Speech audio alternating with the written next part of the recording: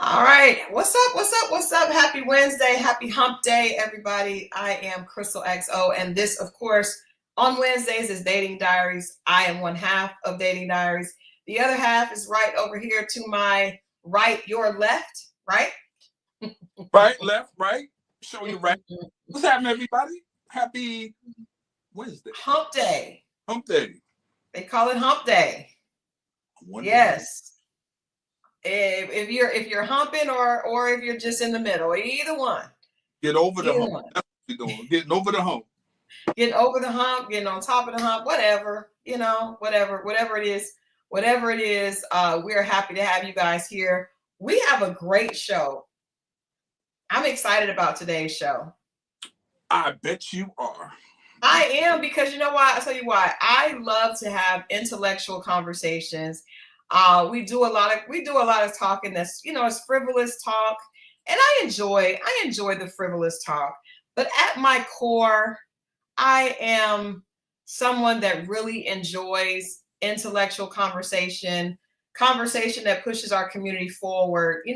Like, it's only so much foolishness and shucking and jiving one can do.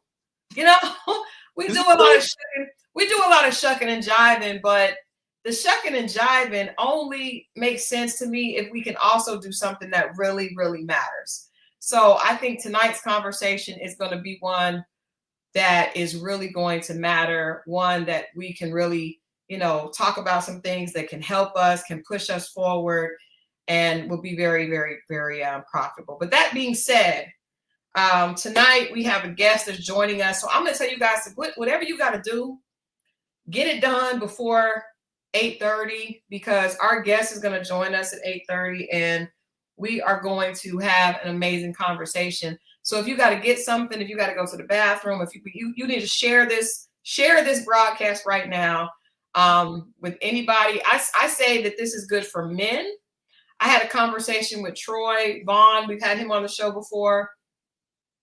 And I'm gonna read it when our guest comes on, the conversation I had with him.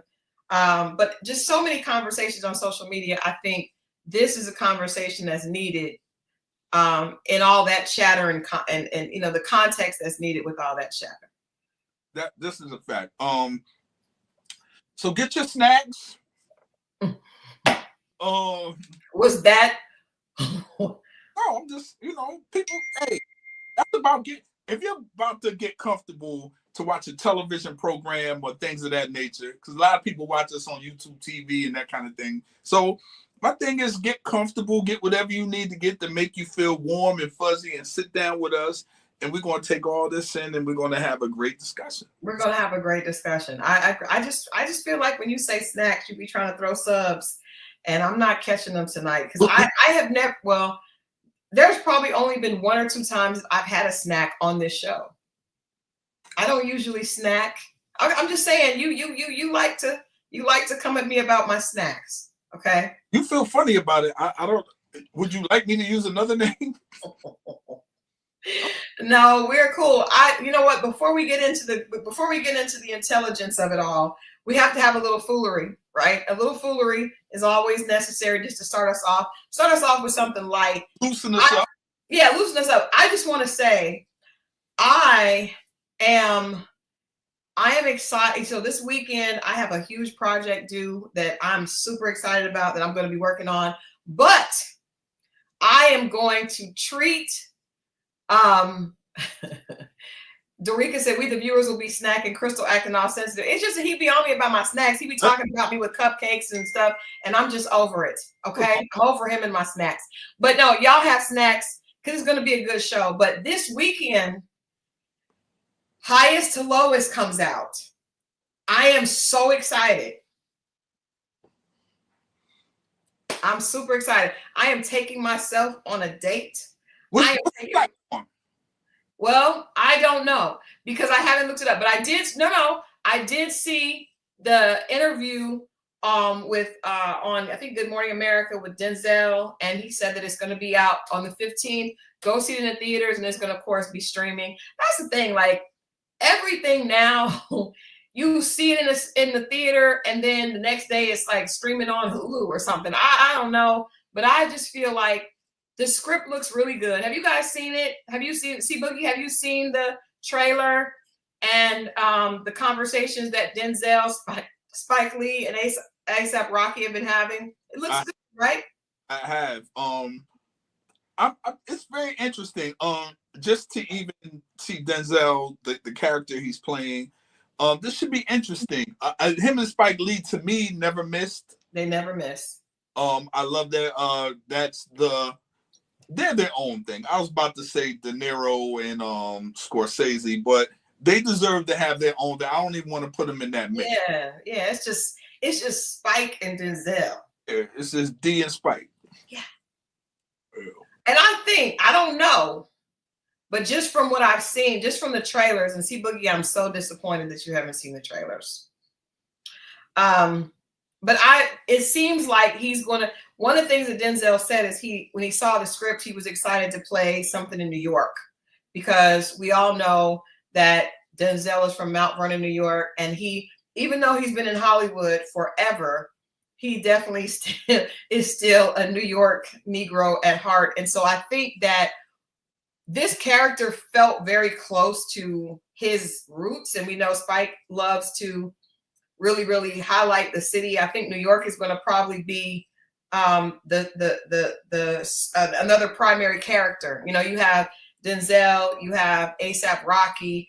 There's quite a few, and your girl, Ice Spice is in it. There's a lot. There's going to be quite a few cameos, but I feel like the city of New York is probably going to play a principal role opposite Denzel, just from what the conversation has been. No, absolutely. And Denzel mentioned that it's at least 3 to 4 theater actors in here, and it's great to see. These guys respect each other's craft, and for them to embrace ASAP the way they have and speak about him. I mean, because Spike Lee just initially based it on the fact that people said that they looked alike, and that was on social media. But for him to take it serious, and he wasn't bad in a couple other pictures that I've seen ASAP in. I think it was one other one out in LA. So this is dope, man. Spike Lee lost a lot of acting careers.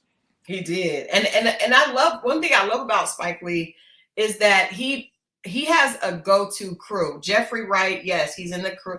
Jeffrey Wright is one of those people.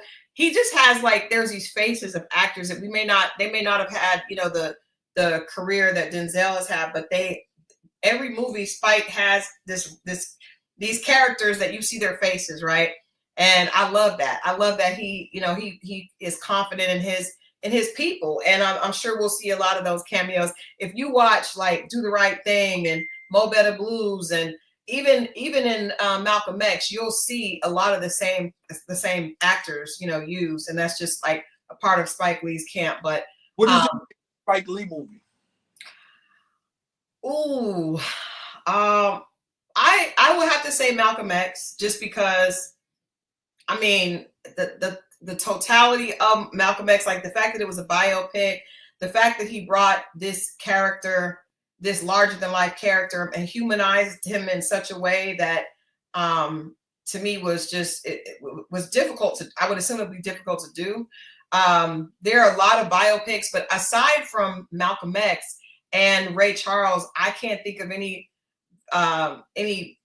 biopics that really, like, basically people felt like they understood Malcolm X and they got a chance to know him in a whole new way. I had read the bio in high school, right? And the movie actually came out when I was in high school. But I remember after reading the book, you have this mythical image of Malcolm X in your head, but Denzel really brought it to life. And I will say, even though you guys know I am a diehard Denzel fan, when I first heard that Denzel was playing Malcolm X, I couldn't see it. I was just like, huh? I thought Larry Fishburne or Lawrence Fishburne would have been a better pick for it, just because of the physicality of it, just because I couldn't see Denzel really looking like Malcolm X or sounding like him. But the way Spike, and then just the fact that they took a biopic and it has so much artistry to it. The way Spike shoots is just so dope. And I understand him shooting She's Gotta Have It and Mo Better Blues, very artsy, but to shoot a biopic, a historical biopic in that type of fashion was just dope to me. So I would have to say Malcolm X. Yeah, same here. Same here. Before that was Mo Better Blues, but he just outdid himself.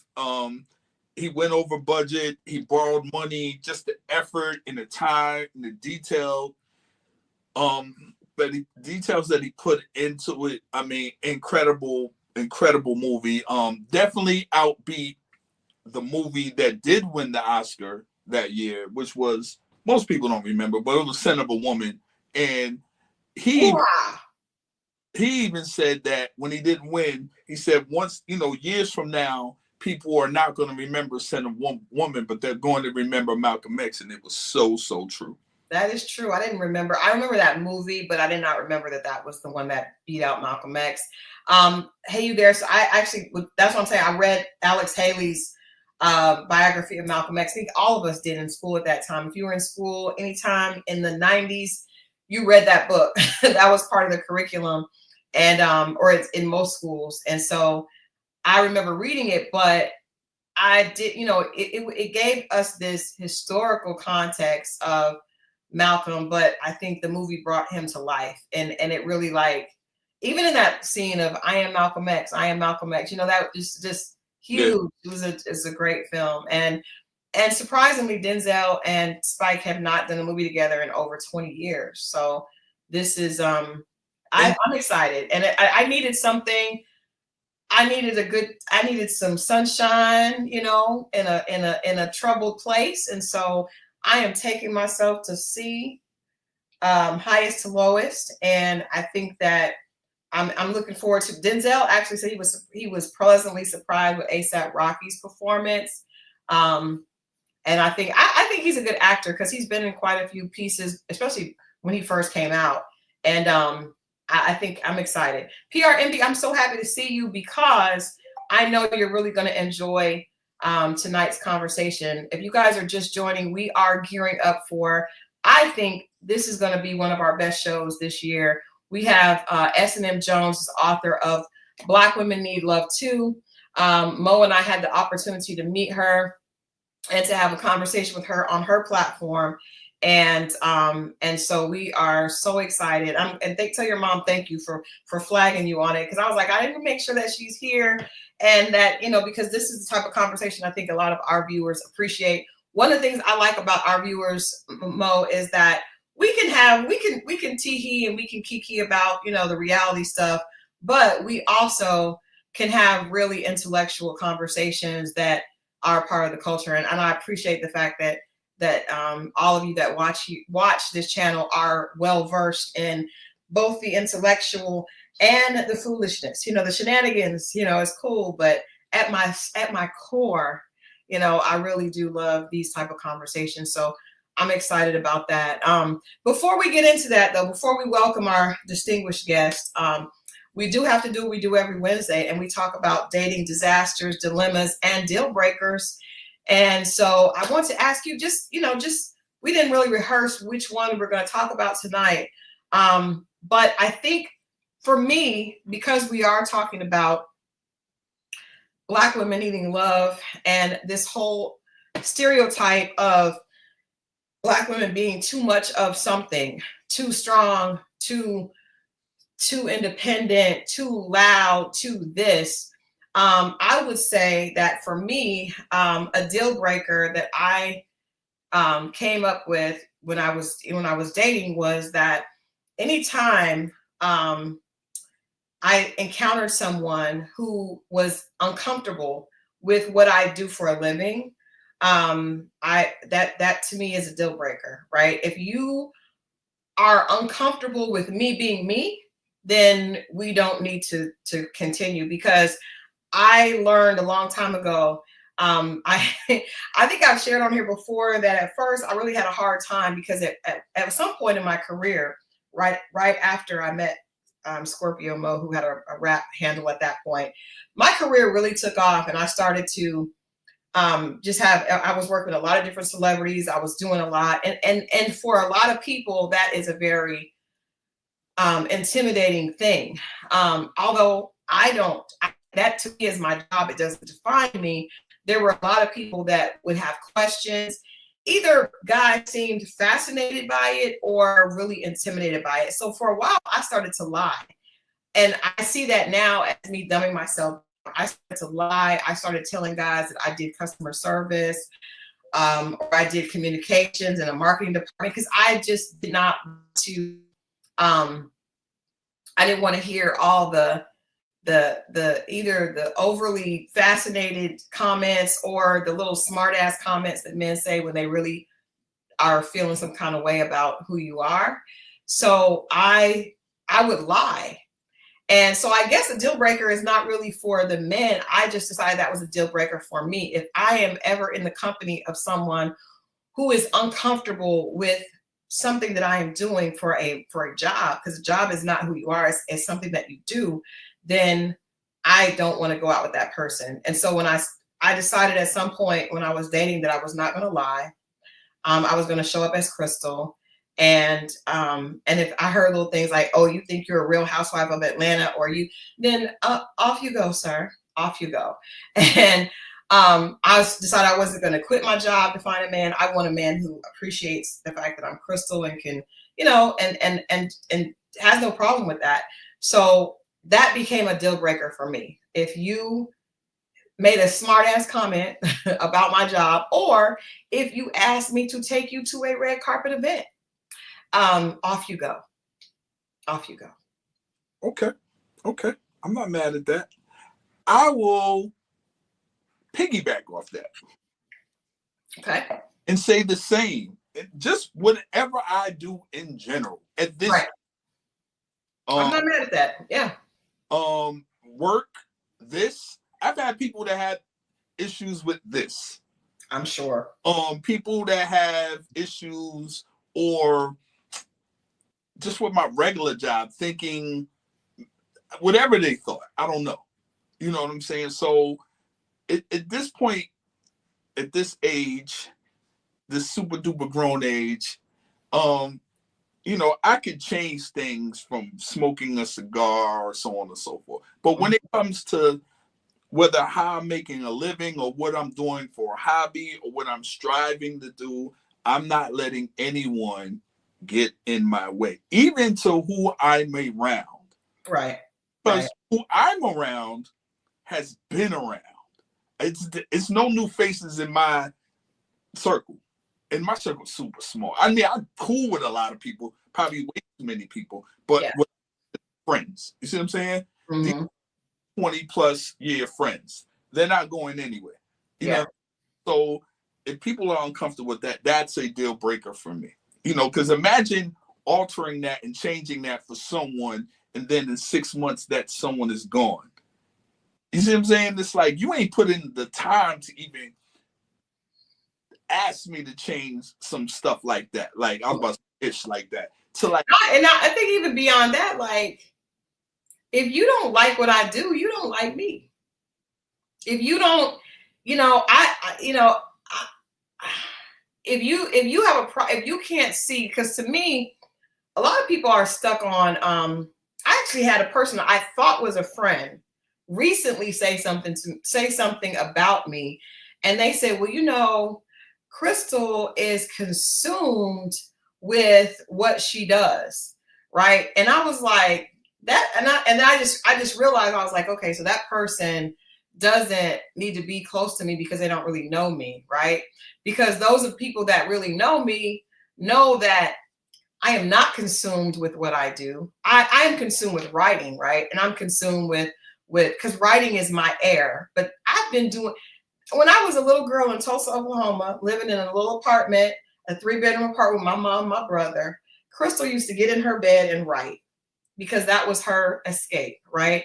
And so writing led to her being able to write books and to write for celebrities. But I could care less. I like to do this because we get a chance to talk and I want to push us in a better place. But I could care less about living a celebrity lifestyle. And the person said it like they thought, because they assumed, because they don't really know me that well, that I cared about a celebrity lifestyle. But I don't care about that. I mean, you know me, and you and I know each other like from way back before things were popping. when things stopped popping, when they stopped popping, when they started popping again. And in your opinion, am I the same person as I was in the beginning? Unfortunately, you are. No, I'm just no, but that's the one thing I can say. Like, they're not really phased by that other stuff. Like, it's as much as you're around, you would think some people, the probably unconfident people or the people that have an agenda, that was never your thing. Like, I would tell you this: if you like writing, then what you have to do is write those people off, right? And will. Yeah. I mean, because at the end of the day, your writing was here before them, during them, after them, friendships, and these things happen. And we often talked about seasons, right? People, seasons and reasons, so on and so forth. And you know, if you have a passion for something, and people are telling you to fall back on your passion, like different between, you know, something that's, you know, you're this trending, or you want to learn the new TikTok dance or whatever it is. But when you talk about someone's passion, you're cutting deep, to me. Yeah. I think so. I mean, I don't think, and that's to me, like I said, I would never stop writing because that's who Christal is. I remember there was a time in my life that was so dark that I could not write. And that was, I don't ever want to go back there again. And things may get dark, but they won't ever get that dark again. It stifled me. It cut off my ability to breathe in that way. And so I've always made sure that I don't ever want to get to that point, because that's how I express myself. So I would just say, and to your point, Marriott says some people only know an aspect of us and they multiply it in their minds. I also think that sometimes people that say that, this particular person, she aspires to be a part of that. So you can't put your aspirations on me. You know what I mean? Because I know, trust me, I know that life is not a rap video. Life is not a hip hop video. And there are a lot of people that think it is. I remember I told this guy that. He was like, I know what happens in the studio. And I was like, I got 2 kids I'm trying to take care of. Life is not, and those videos are cool. Now they're not, but back when we were coming up, they were cool, right? But they're not cool when you're there on set. They're not cool at all. It's not cool at all. It's long and it looks cool on TV, but if you can't separate the two, that's a scary, get away from, man. Oh, man, deuces. Man, that is a scary person. Yeah, it's but that, and I said that person was saying it based on what they aspire to do, right?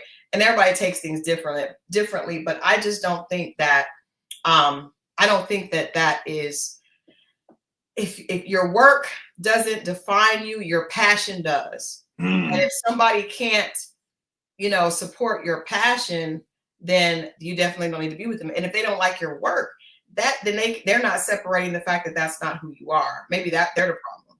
Work is work. Like, career is something, and that's me personally, how I separate career from work. Yeah. Career to me is usually part of your passion a lot of times. Exactly. You know what I mean? Work is how you make a living, you pay the bills. Doesn't mean it's not necessarily you. You know what I'm saying? And I think people get it confused. I'm not the same person I am at work here. Y'all get me here. Work, unfortunately, I let them call me by my government name, which you know, I think we should start calling you by that here. No, it's the funny thing is, the 2 people that see me here, because they don't see me here, they see me on TikTok, and they always say, bring him to work. Bring him to work. Hilarious. Bring him to work. And they want to have fun. And they be like, you know who he is? And I'll just be like, don't. And he was like, man, you need to start bringing him to work. I'm like, nah, I'm here to get money. I ain't nothing else, you know. It ain't yeah, and I think when you have a corporate or a type of job that's because my job is a little different, but when you have a job that is like doesn't require your passion, it's just a job that you work to make money, I don't think you should. It's very difficult, and you should not really mesh the two, because sometimes people can hold that against you. So I think you have to have boundaries when you are working a job that is not a part of your passion. So not to get fired, trust me. There you go. There you go. Well, I want to get into, we're gonna do something a little different. We're gonna start a little early because I see that our guest is with us. As I said, I hope you guys got your snacks. I hope you did everything you needed to do because we're getting ready to get into this conversation about Black women and the entire picture, right? Because I have seen so many things on social media. When this young lady gifted us with this book, I was like, I cannot wait for you to come to the show and let's have this conversation. SNM Jones has a Bachelor of Social Work and a Master's in Human Services, specializing in social and community programs. She actively volunteers in the community and sits on the board for Tomorrow's Cultivating Youth, Inc. It is a nonprofit organization dedicated to serving youth grades 6 through 12 and brings awareness to self through the necessary financial, social, educational tools needed to survive beyond high school. The motto for the organization is "It Takes a Village." SNM currently resides in Virginia with her husband and her son, and she enjoys writing fiction under the pen name. Please help us welcome our guest for tonight, the very established, the honorable, the amazing SNM Jones. I was like, whoa, that sounded great. Yes, I love it. Thank you for this girl. Welcome. Yes. Welcome. Hello, hello. Hello. It's such a pleasure to see you two again. I know we were together a couple of weeks ago and now we are here. And I was like, I cannot wait for you to come. SNM does a podcast with our I got mine too.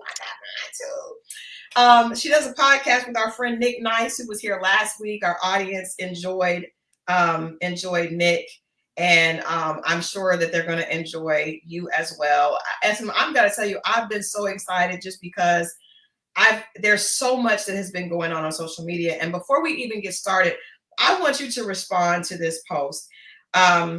We got the book here, and I was like, I speak to certain things, but this is really your wheelhouse after reading this book. And so I saw a comment and it irritated me. It got up under my skin and I should have had it already pulled up, but I thought it would be a lot quicker. Okay, here we go. It irritated me. And so I said, you know what, let me bring this quote here, because I did respond to it and I kind of went back and forth with the guy. But I want to read this post to you that's on social media, and then I want you to respond, and then we're going to get into your book. So this is a post that was on a Facebook page that is geared towards relationships with Black men and Black women. And it says, I'm really, really at a point where I feel like Black men and Black women are no longer right for each other.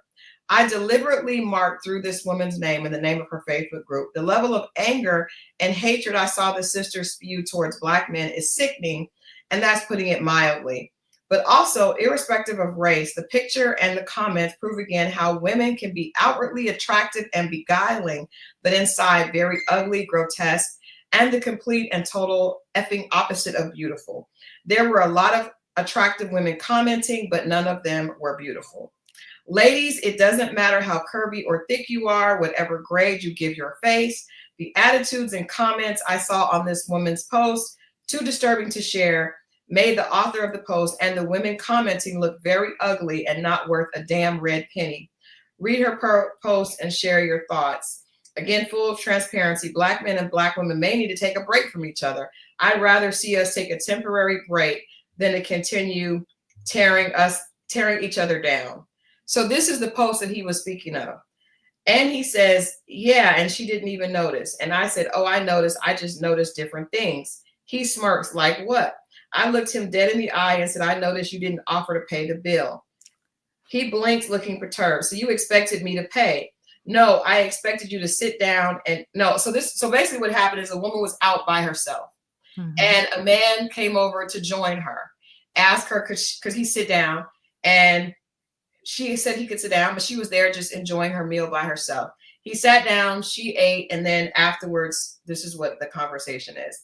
She says, no, I expected to sit down and eat by my damn self. You invited yourself over. You took up my time. I figured a man would at least offer. I mean, it was a $10 meal, not steak and lobster. All of that bravado gone. See, I pick up the tab for my friends all the time. I pay bills more than 10 times that amount for people because it's just a gesture, not because I'm obligated. I got up and left. He sat there looking stupid and finally quiet. At 52 years old, I'm not teaching nobody's son to be a man. Ladies, join my Facebook group and be inspired. SNL, what is happening? Okay, so first of all, this is crazy as hell. One, I think they both had audacity, right? And the reason why I say they both had audacity. So when he sat down, to be honest and fair, and based on her age, you said she was 52, but even if she wasn't 52, the gentlemanly thing to do, since they did share the table, would have been like, hey, let me pick this meal up, simply because he did share her space and took up her time, so to speak, especially they engaged in conversation. However, he wasn't obligated to do so. And this is where her audacity came in, because she immediately felt he was obligated to do so. And so it's like a miscommunication from the start, just because there was two different mindsets off the back, right? And so I think that situation, she operated within her boundaries and her standards in regards to, hey, this is the minimum expectation. I wasn't really expecting you to pay, but it would have been nice to offer. And he was thinking from, hey, you was already sitting there, so you was already going to eat and you was already paying for your own food. So why do I have to now come in and pay? So it was just the idea of the gesture itself. So you know how they say chivalry is dead? It is dead for the most part. If you look at modern dating and transactional relationships, chivalry is dead. So this would have been a form of chivalry. But thanks to what today times have told men and women, as far as expectations, it's not necessarily vibing, and depending on the age and the demographic. Like my son, as an example, he would have never offered to pay. He would be like, okay, then deuces, and be like, we friends, just because that's his generation, right? But that was weird in regards to both of them. I felt they both had audacity, but I can understand her expectation of, hey, you came, enjoyed my time, you took up my space. How you know I wasn't waiting on somebody? I said, yeah, you could sit there, and we engaged in conversation. If he would ask for her number or something like that, then he could have offered to pay. But if he asked for her number and he was just chit-chatting, then it still would have been a nice gesture, but it wasn't an obligation. What do you think about the gentleman's response to that said, at this point, I think, now, under that post, Black women were going in, and you could probably imagine he should have paid. What about his summary that at this point, Black women and Black men need to leave each other alone, and the Black women were spewing hate, and they were not. So I immediately, SNM, I had been watching King's Court. And so nice. The Black women were attractive, but none of them were beautiful. I was like, ho. I said, I cannot even hear what you're saying if you start with an insult, right? You start by insulting our external, then I'm already cut off from what you're saying. So if you're going to say something positive and something forthright, then don't start with a jab. And he explained to me that, we got offline and talked, which is what a lot of us need to do.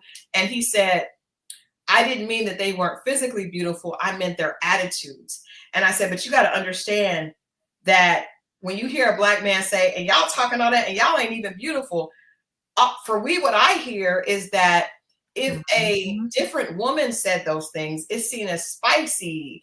She's, she's this, she's that. But when a Black woman is, she's angry, she's mean, she ain't even that cute, you ain't all that, no way.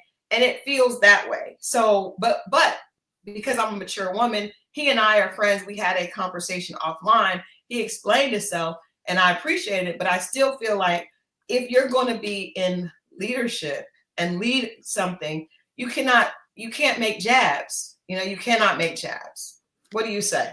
Okay, so I agree with this actually, because the way, even in the workplace, if we talk about workplace, right, is always lead with something positive, then you put the negative in the middle, and then you go then you lead in with something positive. In this particular case, because we have a long history of dealing with our aesthetics, right, then that was the inappropriate way, especially if he was referring to the attitude. But to be honest, talking about our attitude is one of the stereotypes that we constantly have to face anyways, because people automatically assume, based on the words that are coming out of our mouth, that we have an attitude, or just because we may have a disagree on an opinion, that we have an attitude. So right off the bat, the perception is that we have an attitude because of preconceived notions that we've already had towards each other. Now, in regards to his comment pertaining to Black men and Black women should take a break, oh, hell no.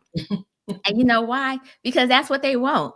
Like the fact that Black unity continues to be an issue. That's why there's so much out there to divide and conquer. That's why there's so much put out there to make sure that we're programmed not to like each other from the jump. We're programmed to automatically see each other as the ops. And so for him to say that, that means the program is kind of working for him.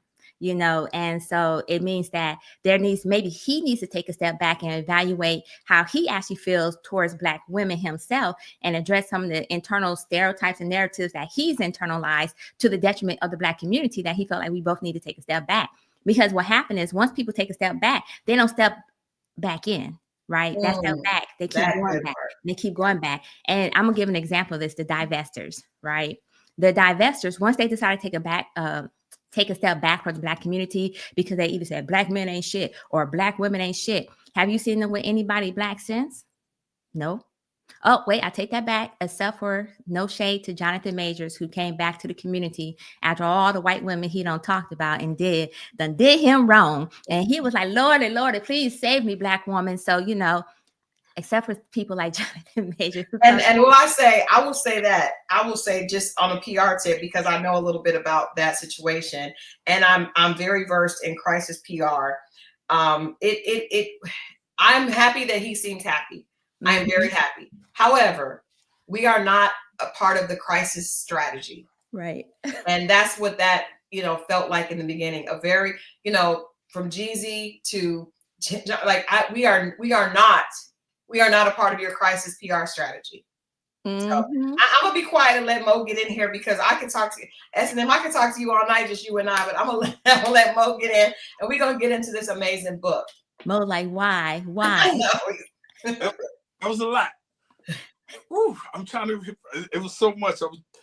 I really want to get into. I want to start with the audacity. Him speaking to the audacity. Like, I would just say that, right? Yeah.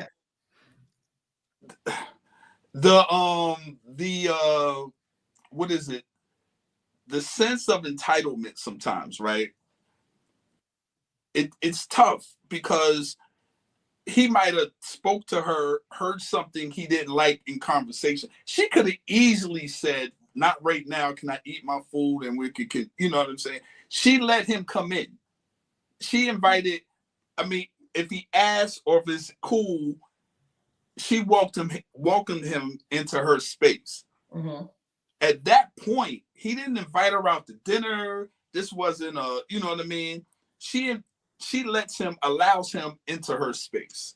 At that point, like, okay, it would be nice if you did, but you didn't. It wasn't a big deal. Shouldn't even be big enough to mention.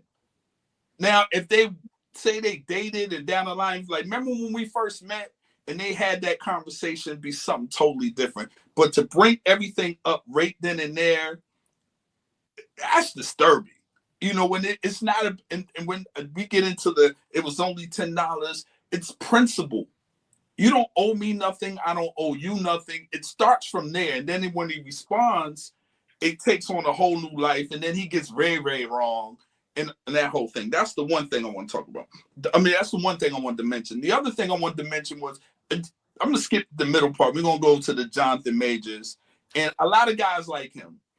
And when you see these guys initially, and I think you and I had Christal brought up a brother, chocolate brother, who had women who didn't pay attention to him at a younger age, right? Mm-hmm. And this could go both ways, but we're talking about the men.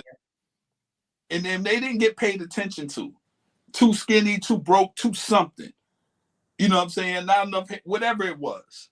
And then if they didn't get paid attention by those women, and then let's say he went to a predominantly, this is an elementary, junior high, then he goes to a predominantly white school. It could be college or high school. And then these other women are fascinated by him.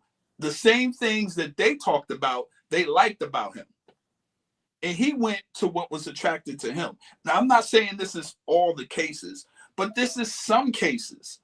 And he might find beauty in that, but it might have been his first choice. But I've heard this about sisters.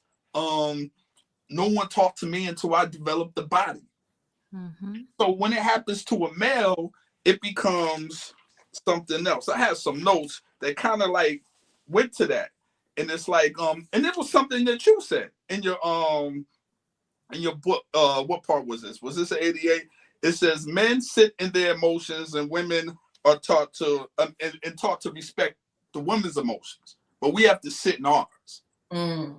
So we have to respect when there's a white. I've seen several times, whether it's the Braxton sisters or whomever else, girl, get what makes you happy.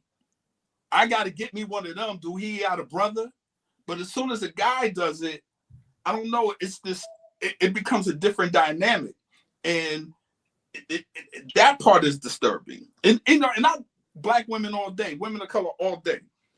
The third thing on page 33 to 34, we talked about. You had mentioned a lot of it covered how men thought about the angry black woman, right? And it becomes a sense of and we do, and I'm gonna be real with you. We do brace ourselves a lot of times, and we stereotype, right? We come in. I've done it. I'm sure other people have done it. But a lot of times it's right, and we don't know where the anger comes from, the attitude comes from. If you're approaching her, I'm assuming at this age I am right now, she just doesn't like me, and I get that, right? But on other service, whether it be customer service or whatever else, a lot of times we have to deal with attitudes. And I've seen black women say it to other black, and we're just talking about that. I've seen it in other races too, but I heavily see it with us. And if you can, I don't know what that is. And it's moody. It's, I don't know if it's a hard day. I don't know if because their hair isn't done that day, they don't want to be at work, but I feel it. And I don't know what to do with that, but I do feel the energy. And the audacity. See? Not the hair. Not the what? No, sir. The reason why I say that is because I've seen situations where I know when black women have their crown done, they feel good. They go to work. They feel, but when I don't know. I know even with going back and forth with women, it's a different attitude if I'm going back and forth with a woman that got her hair done, and then when she don't got it, I don't care either way. But I'm saying energy.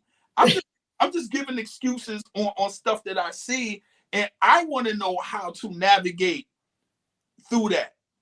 I really do. I'm like, if you didn't want to come to work today, don't come. I'm just trying to order chicken at Popeyes. And it's like, can I help you? And that's like, well, that's not the way you be at the counter.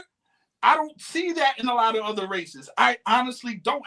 And I feel shameful if I say it, then they're going to be looking at me like I said something wrong, but I'm speaking my truth. Let's let because she talks all about that. Okay, so hold on a second. I want to address one thing that you said in regards to how the Braxton sisters get praised and like, oh, where can I get me one? And why is there such a different conversation around black women who date out versus the conversation around black men? The reason why is because when black women tend to date out, except for those pink pill women who do shit on black men on their way out the door, but the majority of black women will not shit on black men on the way out the door. Tamar Braxton, when she got her husband, she or whoever she was dating on and off and whatever, not once did she say shit about black men. Like, so black women, not only will women not necessarily shit on black men on the way out the door, is never, oh, I date black, this white man or this Puerto Rican or Latino or whatever, because black men ain't this or because of that. It's always based on proximity. It's always based on because love is love. They provide other qualities that does not involve shitting on their own race to justify what they're doing with somebody else. Not only that, black women will continue to invest in the black community when they date outside their race. So for example, I'm gonna give you an example. For example, simple things, since you talk about our hair, and I'm still trying to figure out what the hell is the fascination with black women hair. You know what I'm saying? I'm still trying to figure this out. But you talk about our hair, black women are more likely to go, no matter if they're dating out, will still go to a black hairdresser. They will still visit black clothing stores. They will still buy black brands.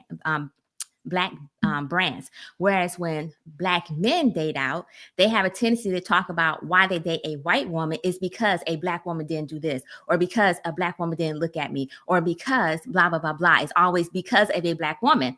Now, some Black men will date out because of proximity, which is what you described earlier, where they was like, oh, it's because that's all I was surrounded by. That's all I see. So therefore, I'm attracted to that. So that proximity does exist. But in the social media world, you'll notice that a lot of it is shitting on Black women, which is why I wrote the book, or part of the reason why I wrote the book, because it was never, oh, I love her because she treats me nicely. It's like, oh, I love her, she treats me nicely, because Black women have never treated me nicely. They've always had an attitude, you know, whereas Black women would say, oh, I love him because he treats me like a queen. I've experienced this and I just feel so special. Now, the pink pill, though, if you're familiar with them, now they'll shit all day on Black men because they have followed the whole divestiture movement and felt that it's against the whole community.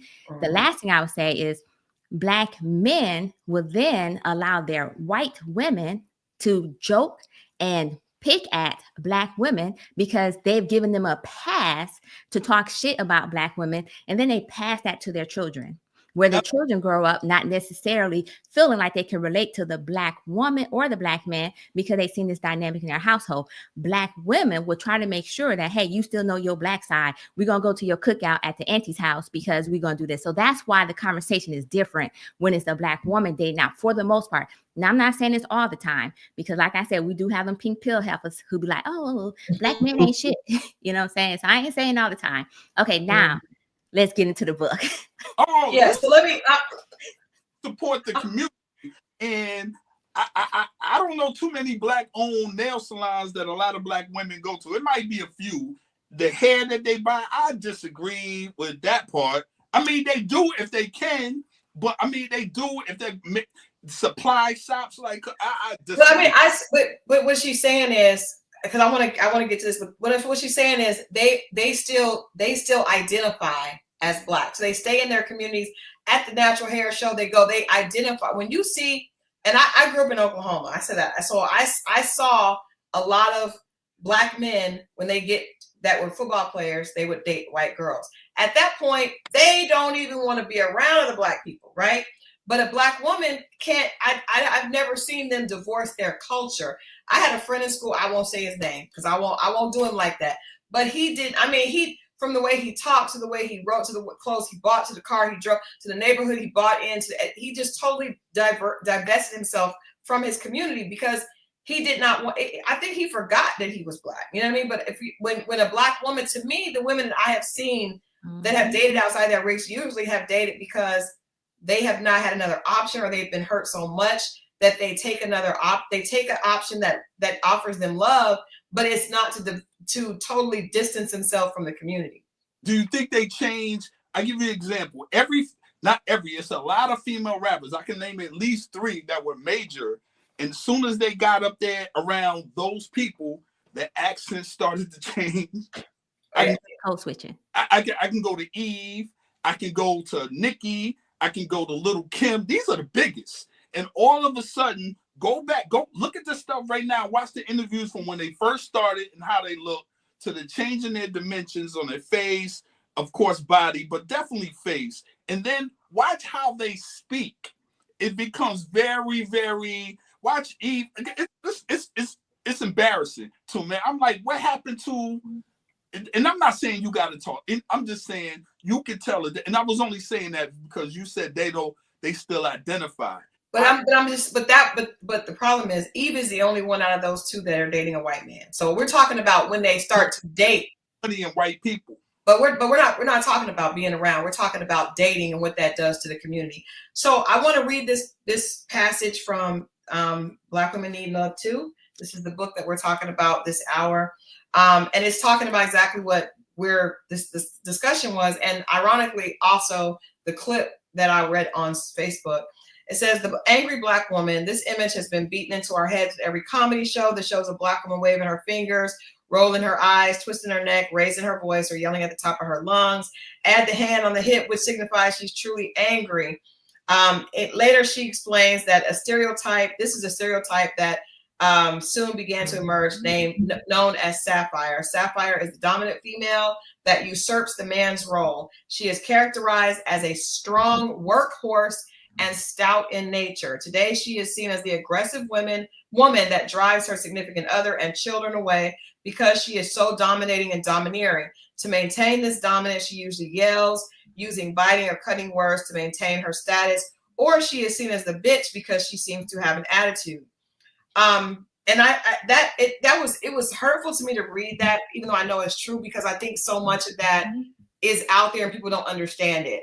I have dated guys that expect the whole idea of a workhorse. You're supposed to work all day, clean, cook, do sex me like you are, because you're a Black woman, and Black women are able to do all of it. White women don't have to do that. But as a Black woman, you are supposed to put on that cape and do everything. And also, you're not supposed to be hurt. She can absorb all of it like a workhorse. You are not supposed to be sensitive. You are not supposed to be overwhelmed.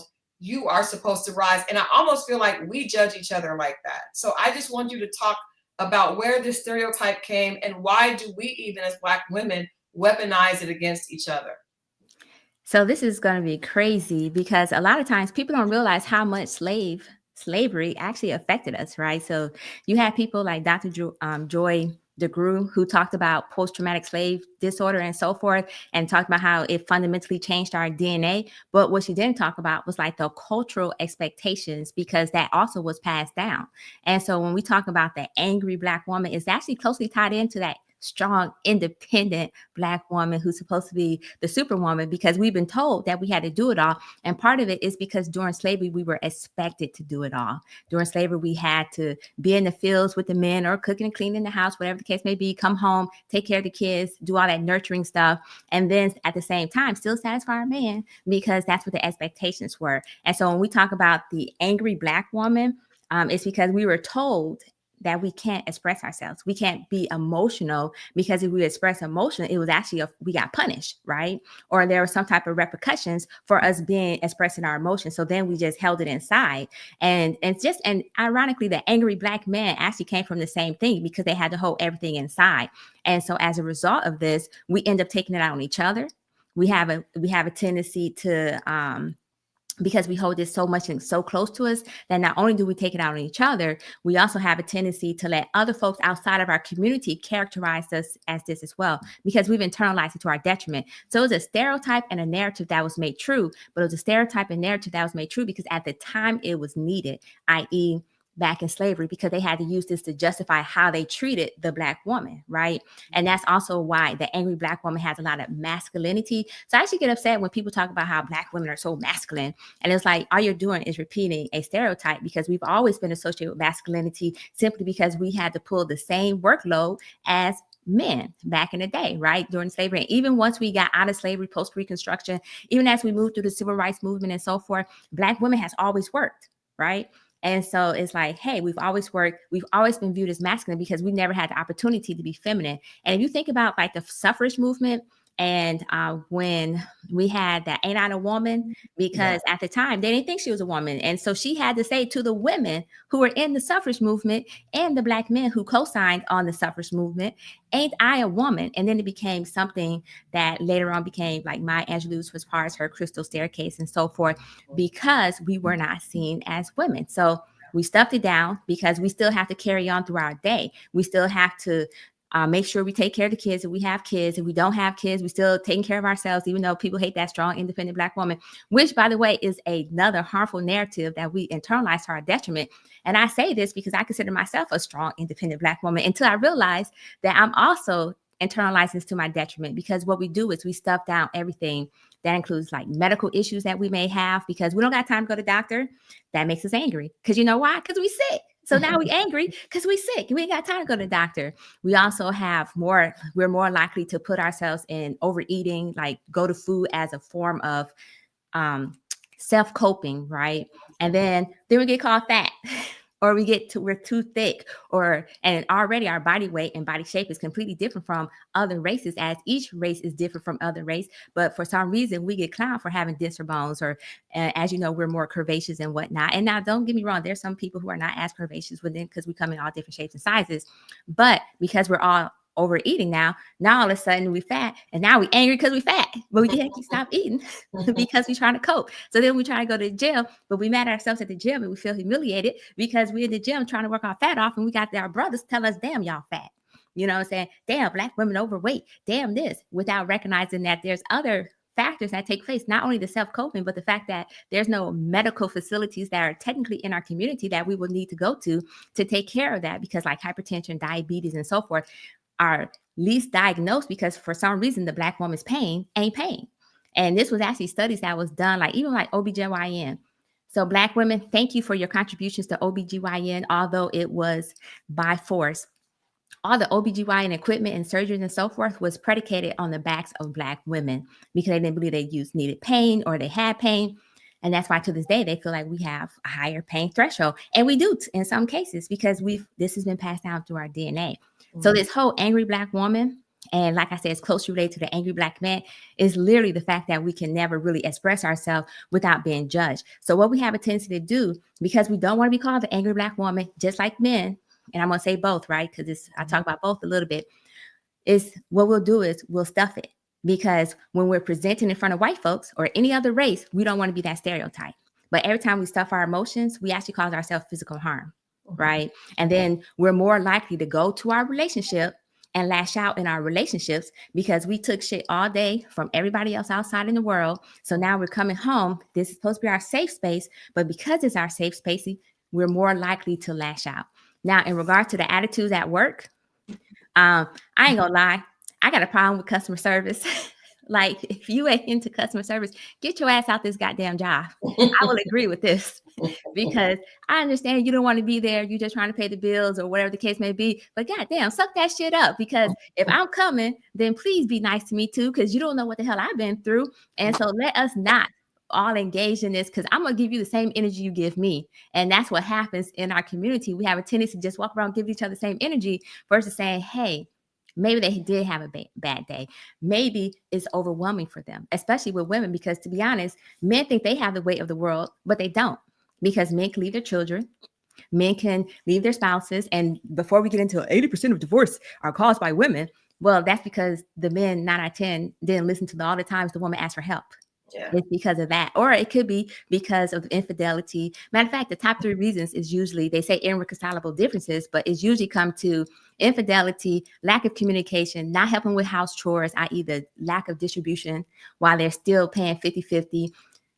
So all this to say, there's a lot of reasons why the Black woman has to be angry. And at the same time, we still got to keep a smile on our face. Just like the Black man still has to keep a smile on his face, because the minute he seems aggressive, here comes the popos. Yeah. Here comes the Karens and so forth. I do think, to me, it's sad. And so hearing the guy in the post say that Black women and Black men just need to leave each other alone, I don't think that's the right way to handle it. Because I think, like you said, to your point, people are not coming back. The people that have left do not return, right? And I'm not even mad at the people that have left. I have a son that has dated outside of his race, and we've had very candid conversations like, what is happening? Because I taught him, and he's very proud of his race and his community. And it's a lot of it is proximity and where he's at, what he's into, what he's doing. And so, but I don't believe that love is love. So find love wherever you want. But whenever you cannot see love at home, that's a problem. And so I guess I want to be solution driven with this conversation, but so much in this book really resonated with me, because I think, and SNM does a great job of not only, she's holding Black women accountable, although she is defending a lot of the behavior. There's a lot of holding her accountable to, lashing out and emasculating the Black man does not make these problems go away. But I think a lot of times it's the only thing that's the only way to handle it. I think when Black men are downtrodden by the others, the first person that they beat down on is the woman at home. And I think the same thing about the woman. When she's tired of being, put into a box and not appreciated and taken, the first person she beats up on is that man at home, or the man that's coming by every once in a while to do a little tune-up. That could be who she takes it out on. And so I want to talk about how do we change that? How do we start to understand each other? Because actually the number one reason for divorce is lack of communication and people misunderstanding each other, and economic and finances, but the lack of finances, the miscommunication is probably the number one thing with all of that, because expectations that you had about finances or sex or infidelity are all a part of communicating. This is a question, a statement that you make in the book that I think is a good way for us to start. And I want to ask Moe, does he feel like this is doable for him or for other Black men? You say, perhaps the next time you come across someone who you believe is an angry Black woman, maybe you can smile and let her know that she is not alone in this world and that you have her back. When you look at history, it has been these so-called angry Black women that have moved the very earth to ensure equal treatment and equal rights.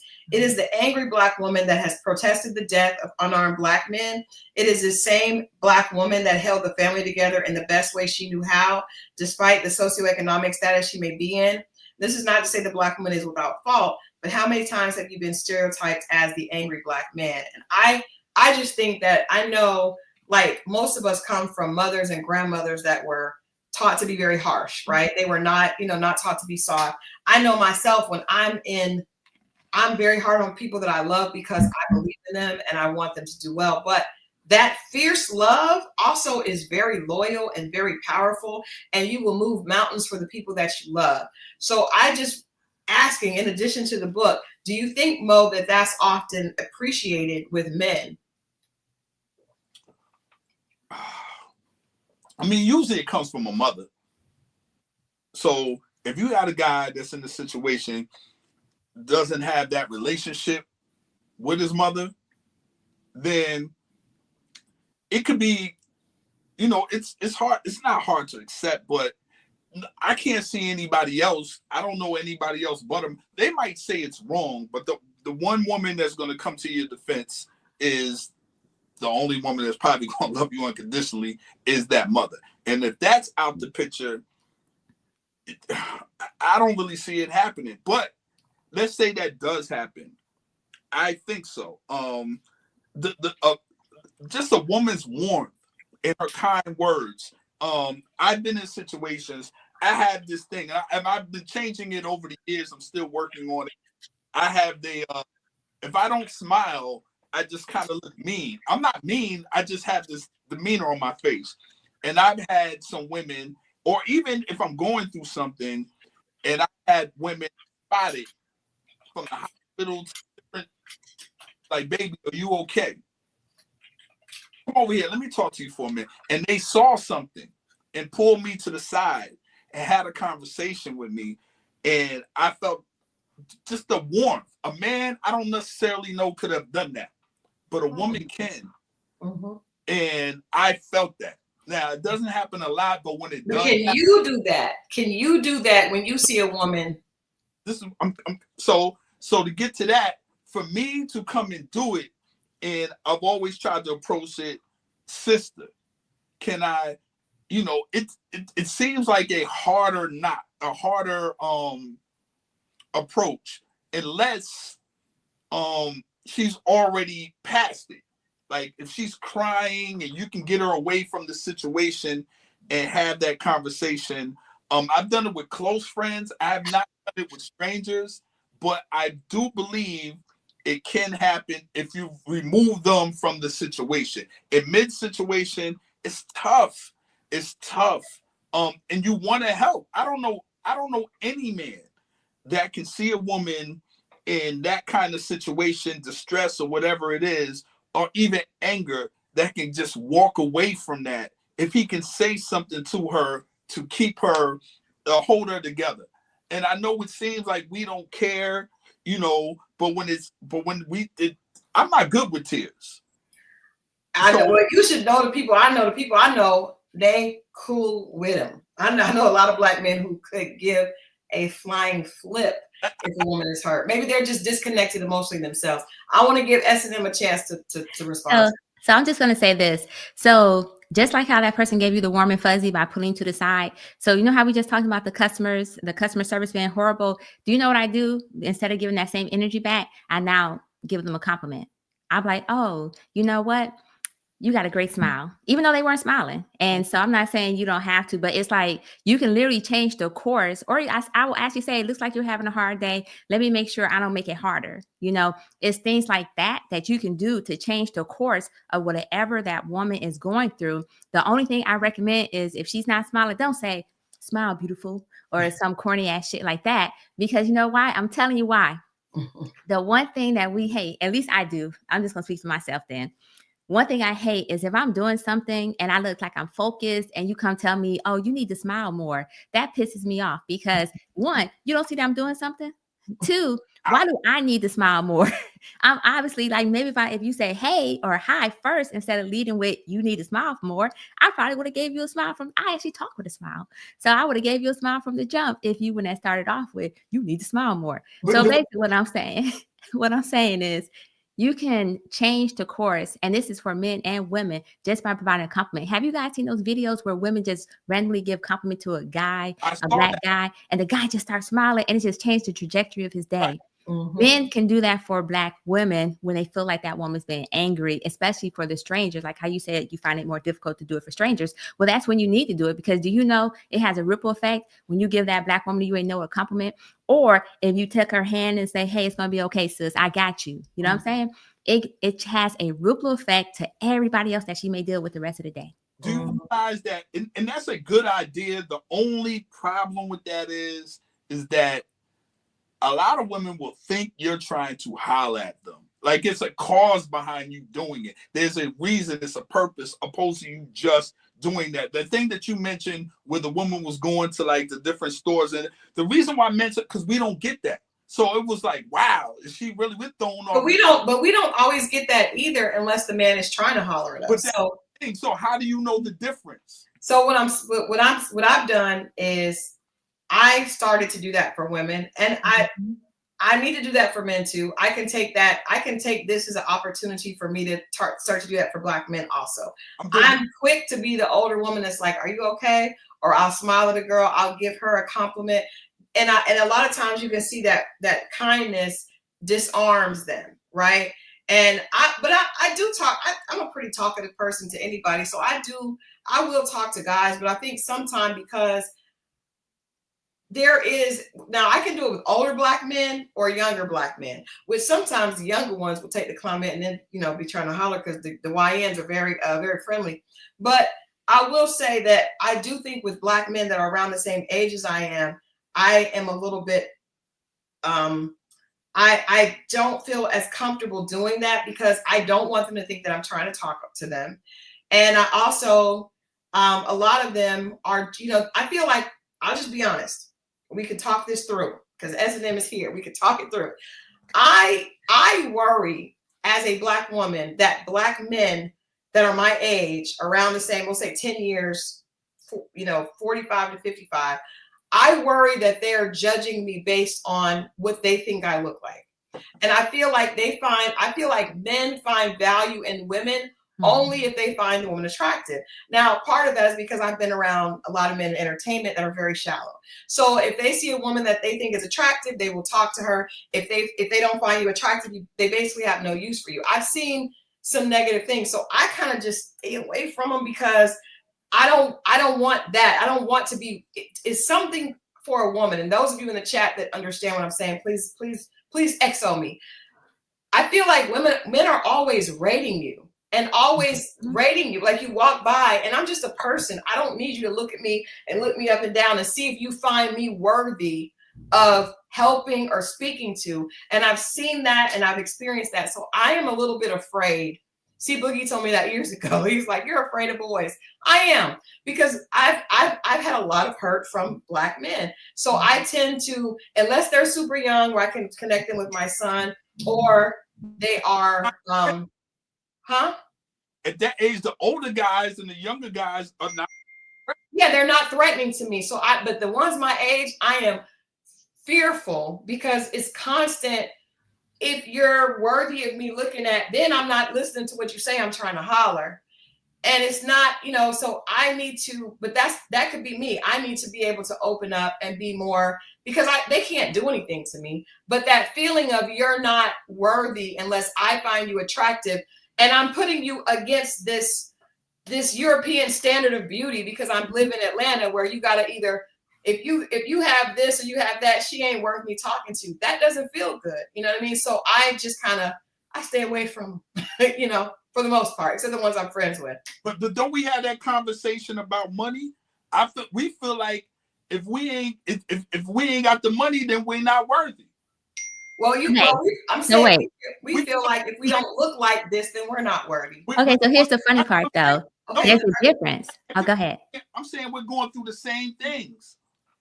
Okay, but there's a difference, right? So I'm going to tell you the difference, right? The difference is that men can get money. Women cannot change their aesthetics. They can't change how their appearance. And then the other difference is men set that boundary about the money. Men led with their wallets first when they kept saying we're here to protect and provide that provision. And so then what you're saying is that you're now being judged for the standards that you set. We didn't set those standards, so that's the main difference. The second difference, like I said, was that women, we can't help how we look. Now we throw on a BBL. Well, you can't throw on a BBL, but we get a BBL and we get all this stuff done. And then we get judged for getting all that stuff done because now we're trying to supposedly please the men who may want to look at us. So I understand what you're talking about, and especially between the ages of 45 and 55, because between 45 and 55, they're actually looking at 25 to 35, right? Because they're choosing beauty over youth and beauty, other things, right? Exactly. And so that's where also the disconnect is, because the perception of what's valuable to the man is not the same thing as what's valuable to the woman.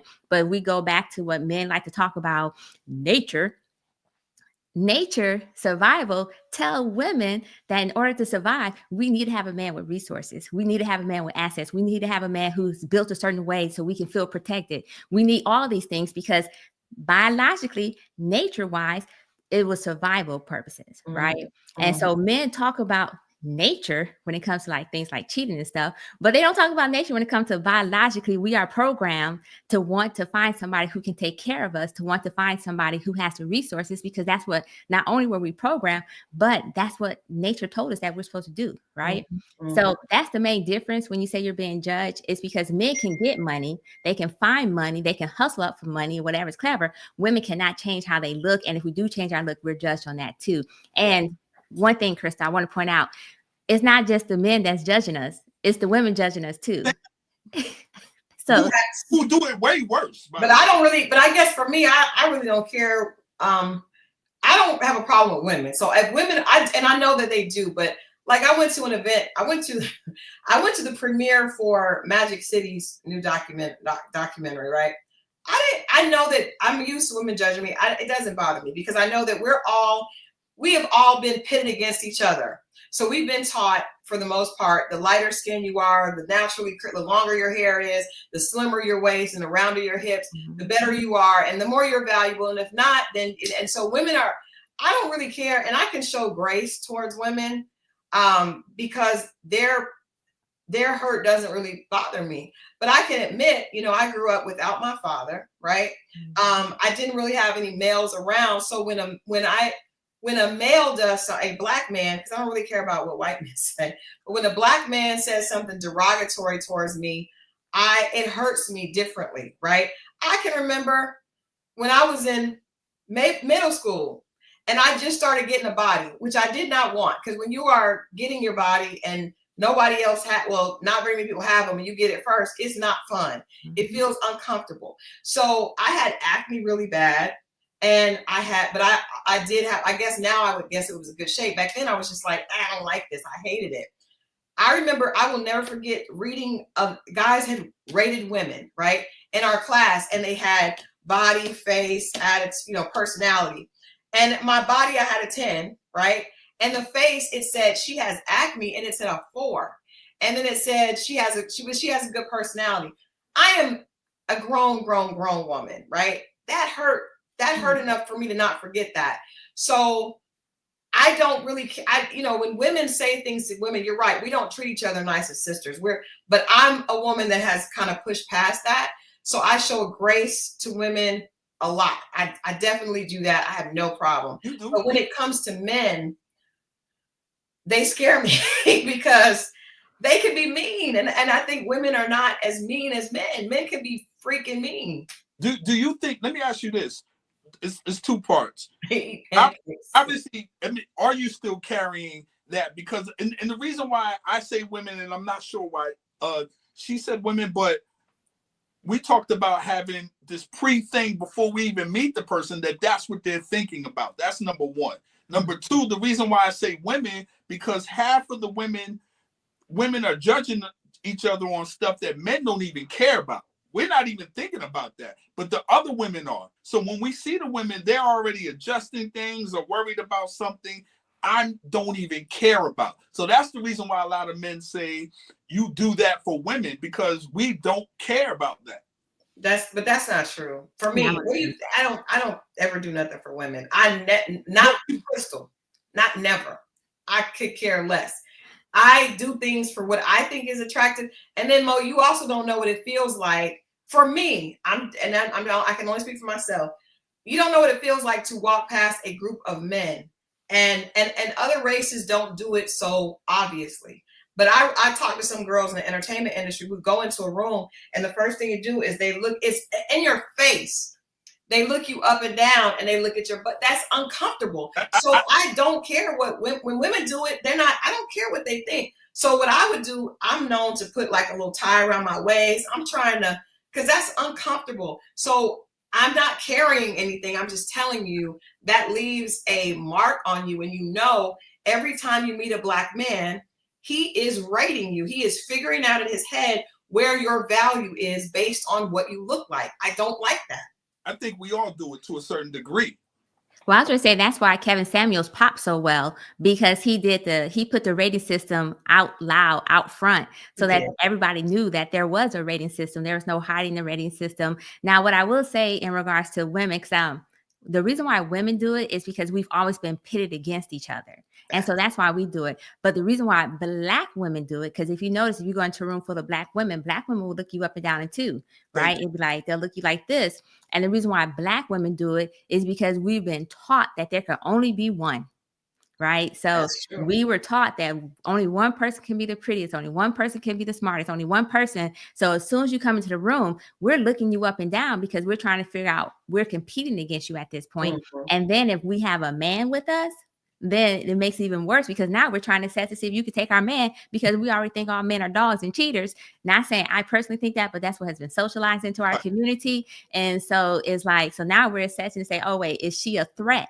So we immediately view each other as threats, in addition to assessing when we're looking at each other. So that's the part in regards to when you ask, well, you don't know why I said to women, this is why for women, it's actually like we engage in psychological warfare with each other, because, and it's just, you don't even know we're in warfare, but that's what's happening. Mm-hmm. Now, in regards to the hurt and so forth, because that's what I want to say.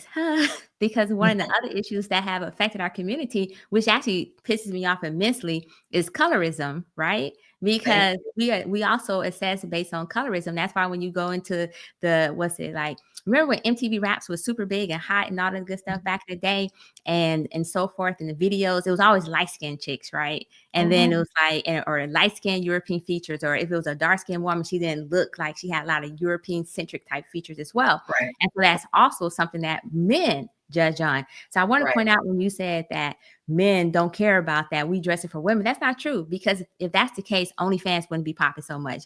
People making millions on OnlyFans, these Instagram models wouldn't be popping so much. I've had friends who say, why you like her picture, but you tell me you like me all natural, right? And then when she go get that BBL, or she go get them implants, now all of a sudden it's like it's the issue. But it's like, but I just did it because you was liking this picture over here, and I thought I was going to do this, because ultimately women do try to please the man they're with, or they try to get the man they want by looking a certain aesthetic that they believe is popular. And so that's the part of it. I personally don't understand. I'm sorry, I don't even understand BBLs, and I'm gonna tell you why. Why in the hell you need all this ass? You literally just shit out of this. So why do you need all this ass? What is this ass going to do for you? Now, I will say biologically, because I know Mo want to say something. I will say biologically that this is another part where nature. So you guys remember the story of Sarah Bartman and how she had all this voluptuous butt. And so back in the day, when a woman had wide hips and a big butt, it meant she had childbearing. Yeah. She had the ability to have childbearing hips, and therefore you were the biological nature of the man was like, oh, she can bear many children for me because she has wide hips and a big ass. And so, but we're not in those days anymore. And while that biological function still exists to an extent, at the end of the day, you sit on it and you shit out of it. Okay. So, but I will say, SM, it is the same, because I did my capstone paper on attraction. So I think the same thing, like women being attracted to men that are able to, it's like animals. A female animal wants to have a baby with the strongest, right? The one that protect her. And I think I learned that men, round hips, breasts, clear eyes, clear skin, which I did not have in middle school, and shiny, it's all signs of health. And so that's making a man think his instinct, even though he doesn't probably understand it, is she can have children, she's able to bear children. So I think a lot of our instinct gets caught up in what we're thinking and how we weaponize it against each other. I want to shift, because I don't want us to stay there. I want to read this because I think this is really important. We think about the trajectory of how far women have come. And a lot of conversation has been made on how women are so successful now. And there's so many women that are making more money than men, and women don't need men. And I don't believe that. I believe we need each other. But I do want to read these 3 points that you had to talk about the feminist movement, because a lot of us feel like that has changed our community. And I think it has. So it's basically the feminist movement. The first feminist movement began long before the suffrage movement, which you mentioned with the Ain't woman. To ensure you have a general understanding of what this first movement was about, I'm going to break it down for you. The first part of the feminist movement was autonomy. The married woman wanted to be recognized as a separate individual from her husband. Without her husband, the married woman could not enter into contracts and was treated as property to be disciplined as the husband saw fit. That's still happening. I remember when the whole video happened with Diddy and Cassie. So many of my male friends, I had to just bite my tongue because they did not feel like it was an issue. Or they asked, well, why was he doing that? There's no reason to ask the question. But there was the idea that a woman could do something to need to be disciplined, right? What did she do? I don't condone hitting women, but I understand that idea is still very much a part of our culture. We just don't say it out loud, but some people do. On social media, it was. Number 2, public speaking. Women were not allowed to give speeches or to speak in public places. And of course, the right to vote. At that time, women did not have the right to vote. So this was not long ago. In the 70s, women could not have a bank account. A married woman was able to have a bank account with her husband, but she was not able to do anything outside of that. So when you see women we're so proud, and women are so loud with the things that they're able to do now, I think that it could be because just within our generation, when we were born, some of us were born, and I'm sure some of our chat, women were not able to do this. A woman could not have a vice president position, in a company. 1974, a lot of people in this chat were alive in 1974, and a woman could not have a bank account. Now you have women running banks. So you got to allow for some balance. But for some reason, women's progression has been seen as something that has emasculated men. And so I want to ask you, do you think that is present in other races, or why do you think it's such a big issue in our community? Okay, so you know how the saying, so yes, it's present in other races. I will say this, you know how the saying where when white folks sneeze, black folks catch a cold, right? So this is what's happening. So if you know, the first feminist movement was actually just basically about the white woman, and the black woman end up joining, right? Even the second feminist movement was also predominantly about the white woman, and then the black woman joined. As a matter of fact, it ended up being conflated with the civil rights movement because of Coretta Scott King being involved in the second feminist movement. But that's neither here or there. Let's get to the question. So what happened was all these rules and regulations that we currently see, i.e. the rollback, is because white folks have stated that this is an issue for them. They don't like the fact that their woman is out there in the workforce. They don't like the fact that DEI and all that good stuff, because white women benefited the most from DEI. So I need people to stop thinking that we did. We was actually at the bottom of the list, like 3.4% at the bottom. But anyways, So white women got too many rights and got too far advanced, and they felt like they're out of control. And that's why they took Roe versus Wade, in addition to the fact that because they now have sexual freedom and have birth control, they no longer was populating being barefoot and pregnant in the kitchen and whatnot, right? And so then in the Black community, because the Black woman has always worked, we've actually to a point in our life where we're no longer just based on survival. We have some people in the Black community that are thriving.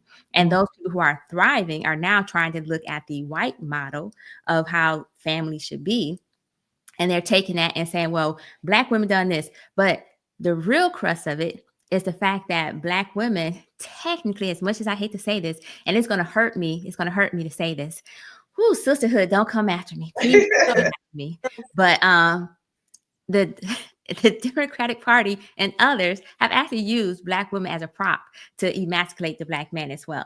And I say this because when you have certain things where we're constantly being put out in the front, and to be honest, this is actually a tactic that also went back to slavery as well, which is interesting enough that it's a tried and true tactic every single time, is uplift the Black woman so that the Black man has no place to go or nowhere to turn except for to himself sometimes, right? So in the Democratic Party, as an example, we see all Black vote like a Black woman, which I do agree, because 92%, that's all I'm going to say.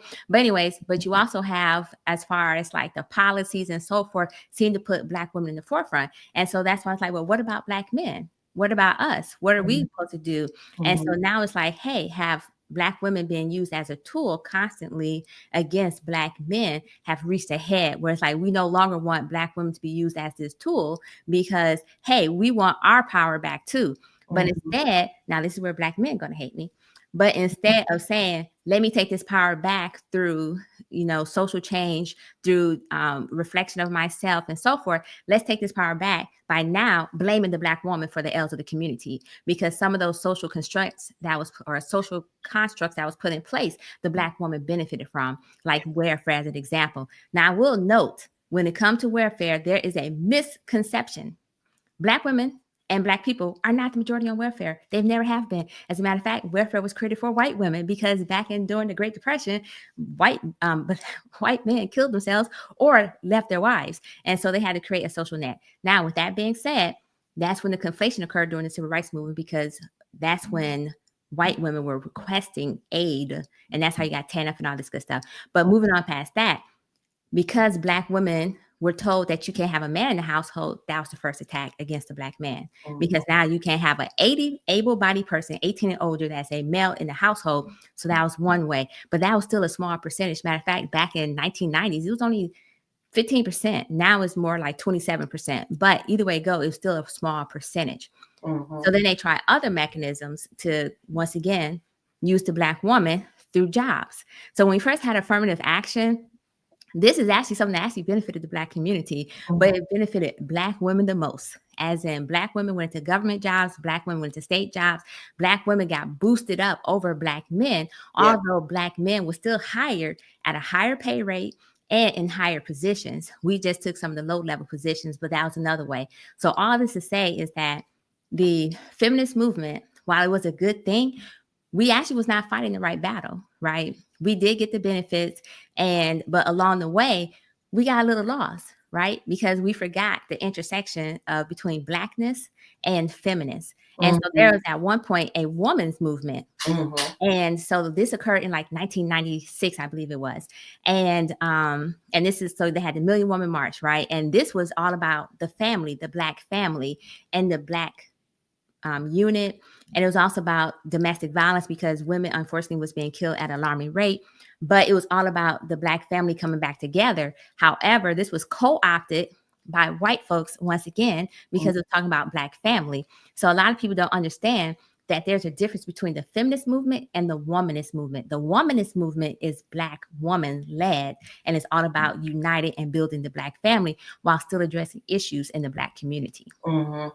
I appreciate you saying that. I had the honor and privilege of interviewing Cicely Tyson in 2020, right before the world shut down, and before she passed the following year. And I asked her about the Me Too movement, which I felt like, being a person in the entertainment industry, and dealing with a lot of the discrimination against women in the business. Women were definitely, welcome to be arm candy and jobs like mine, which is publicist and things like that. But when it came to, and even the small jobs like mine, a lot of it came, you were able to really move ahead in that business if you were, allowing yourself to be taken advantage of sexually, right?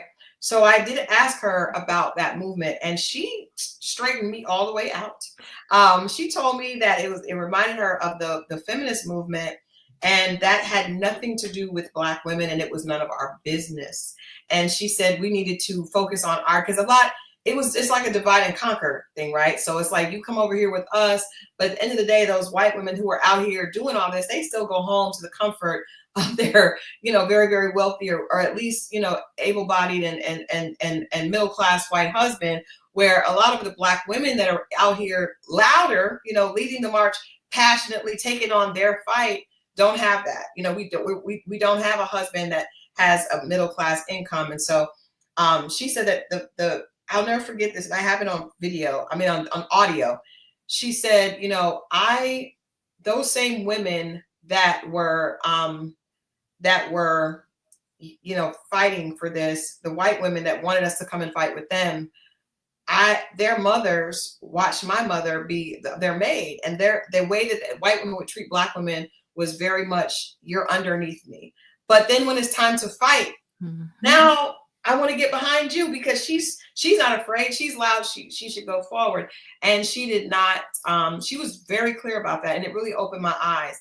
And yes, hey, you there, Me Too. The Me Too movement was started by a Black woman. But again, if you watch and if you look at the way things happen, it was hijacked.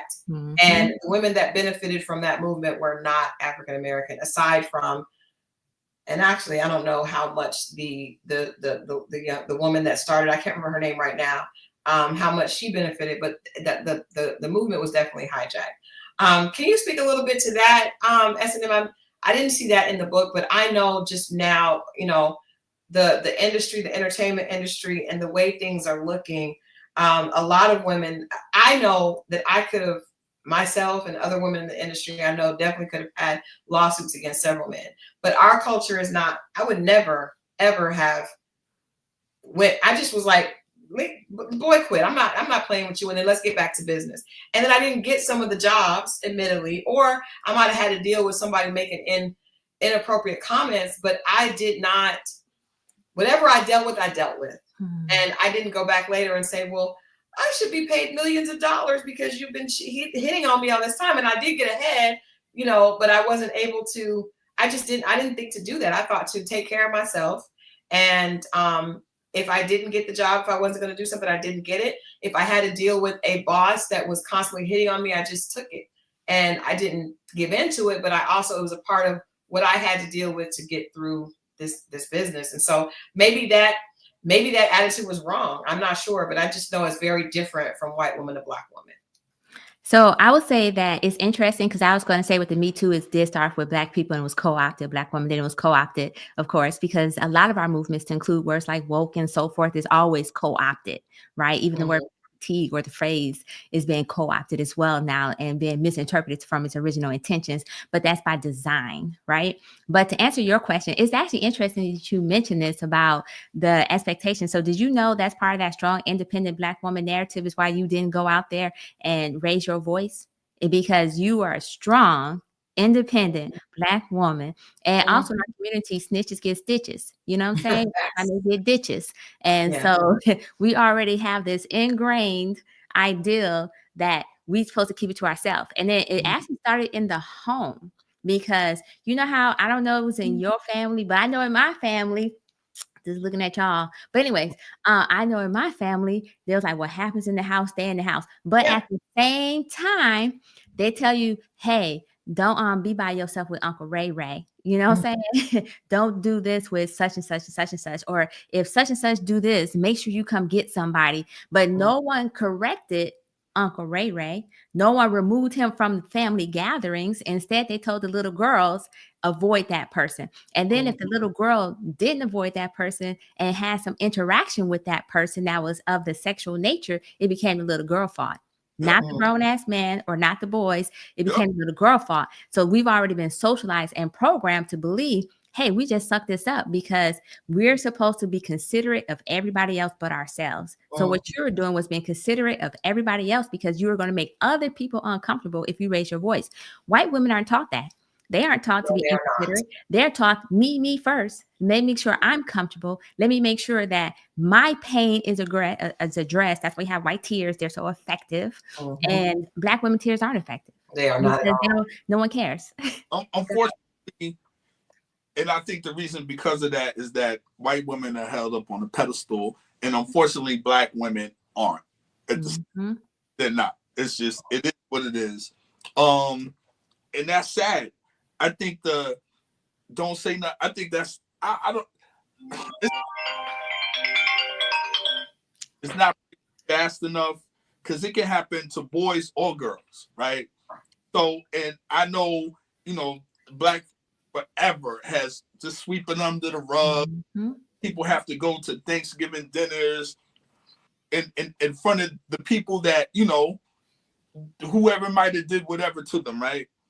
And it's a messed up cycle. And that makes it's not right sense, but it makes sense why they would get in the workplace and perpetuate the same thing. Like, so I get that. And that just even thinking that as a Black man, thinking that you have to do this and go through this to make a living, I don't agree with. I don't agree with anybody, like whether it be the music, entertainment business, corporate America.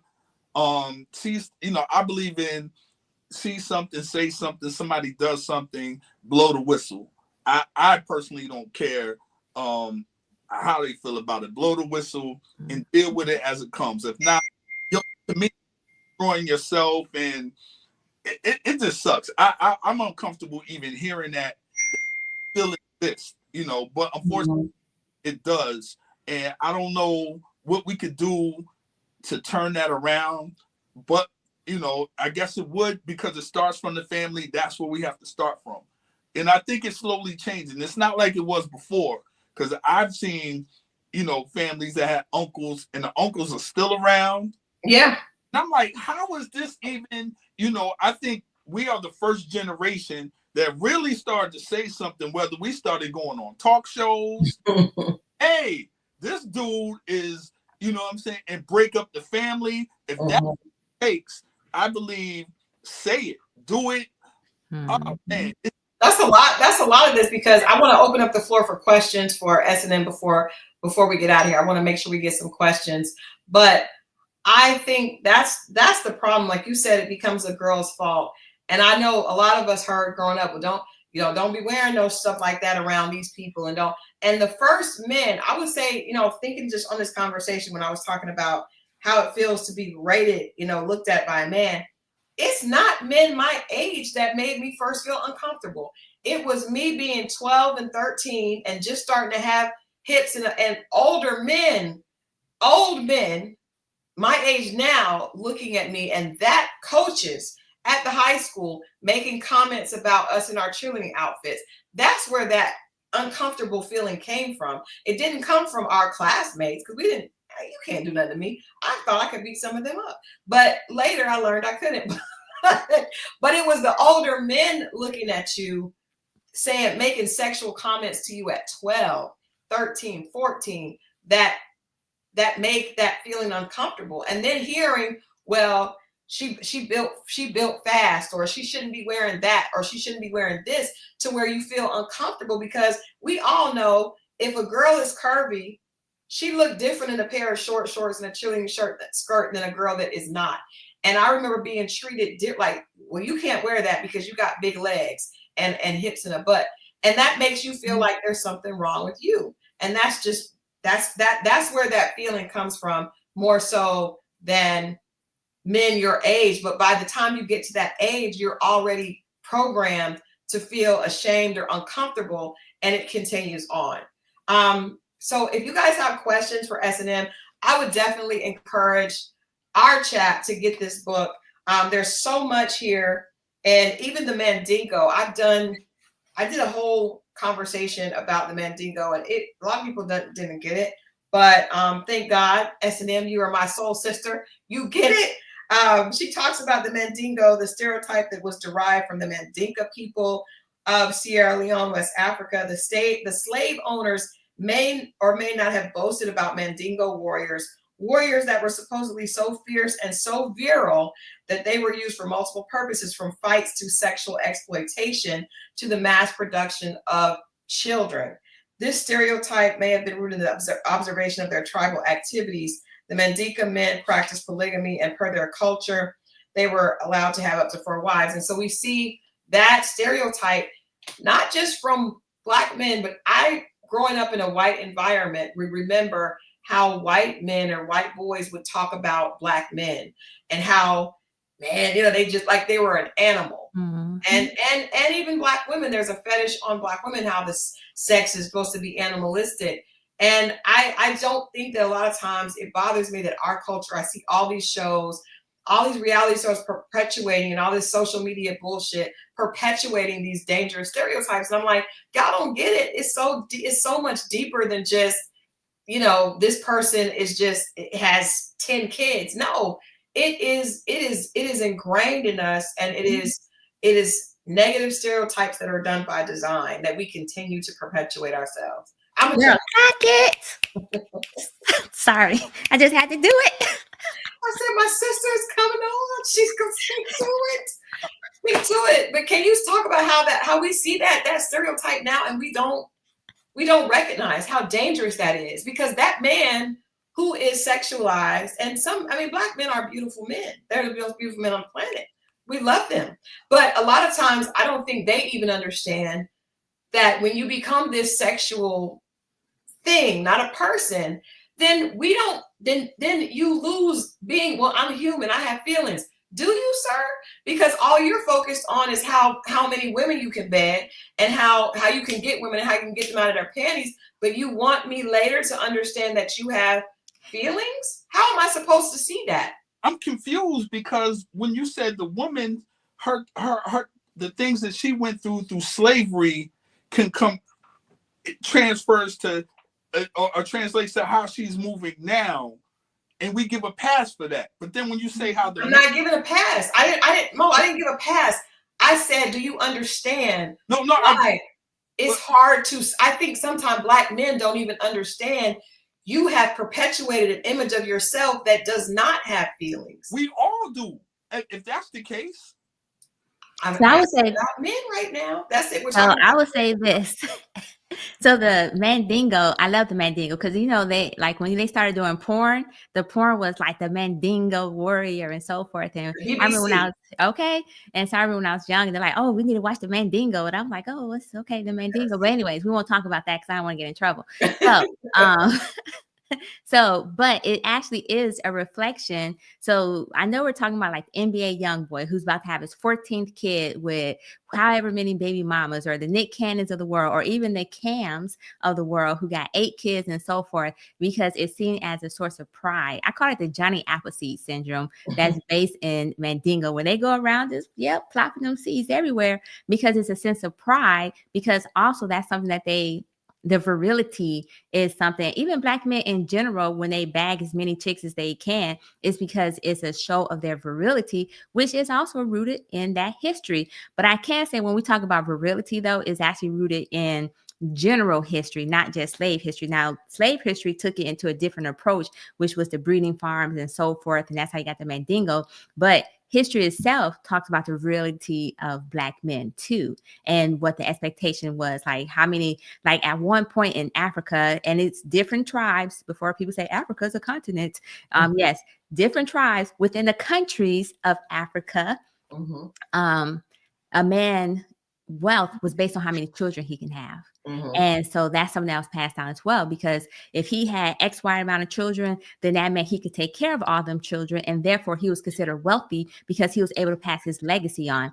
Nowadays, we're doing it wrong. And the reason why we're doing it wrong is because it was corrupted during slavery, that whole mentality. Now it's like, let me just populate the world because that shows how viral I am. And because blah, blah, blah, blah. It's a sense of pride and ego versus a sense of community and history.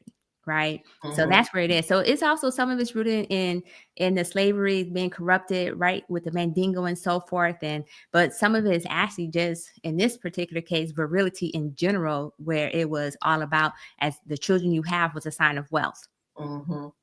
That's fair. That is definitely fair. I see that so much, and I see women outside of our culture that fetishize our men specifically, and this is fun to fetishize them when they got money. Like the big buff black man in the hood, white women ain't running after him. You get one that Fat looks, ones are. but you get one that looks like Maybe stop. Thaddeus or Titus McNeil, and it's like, oh, he's a rich.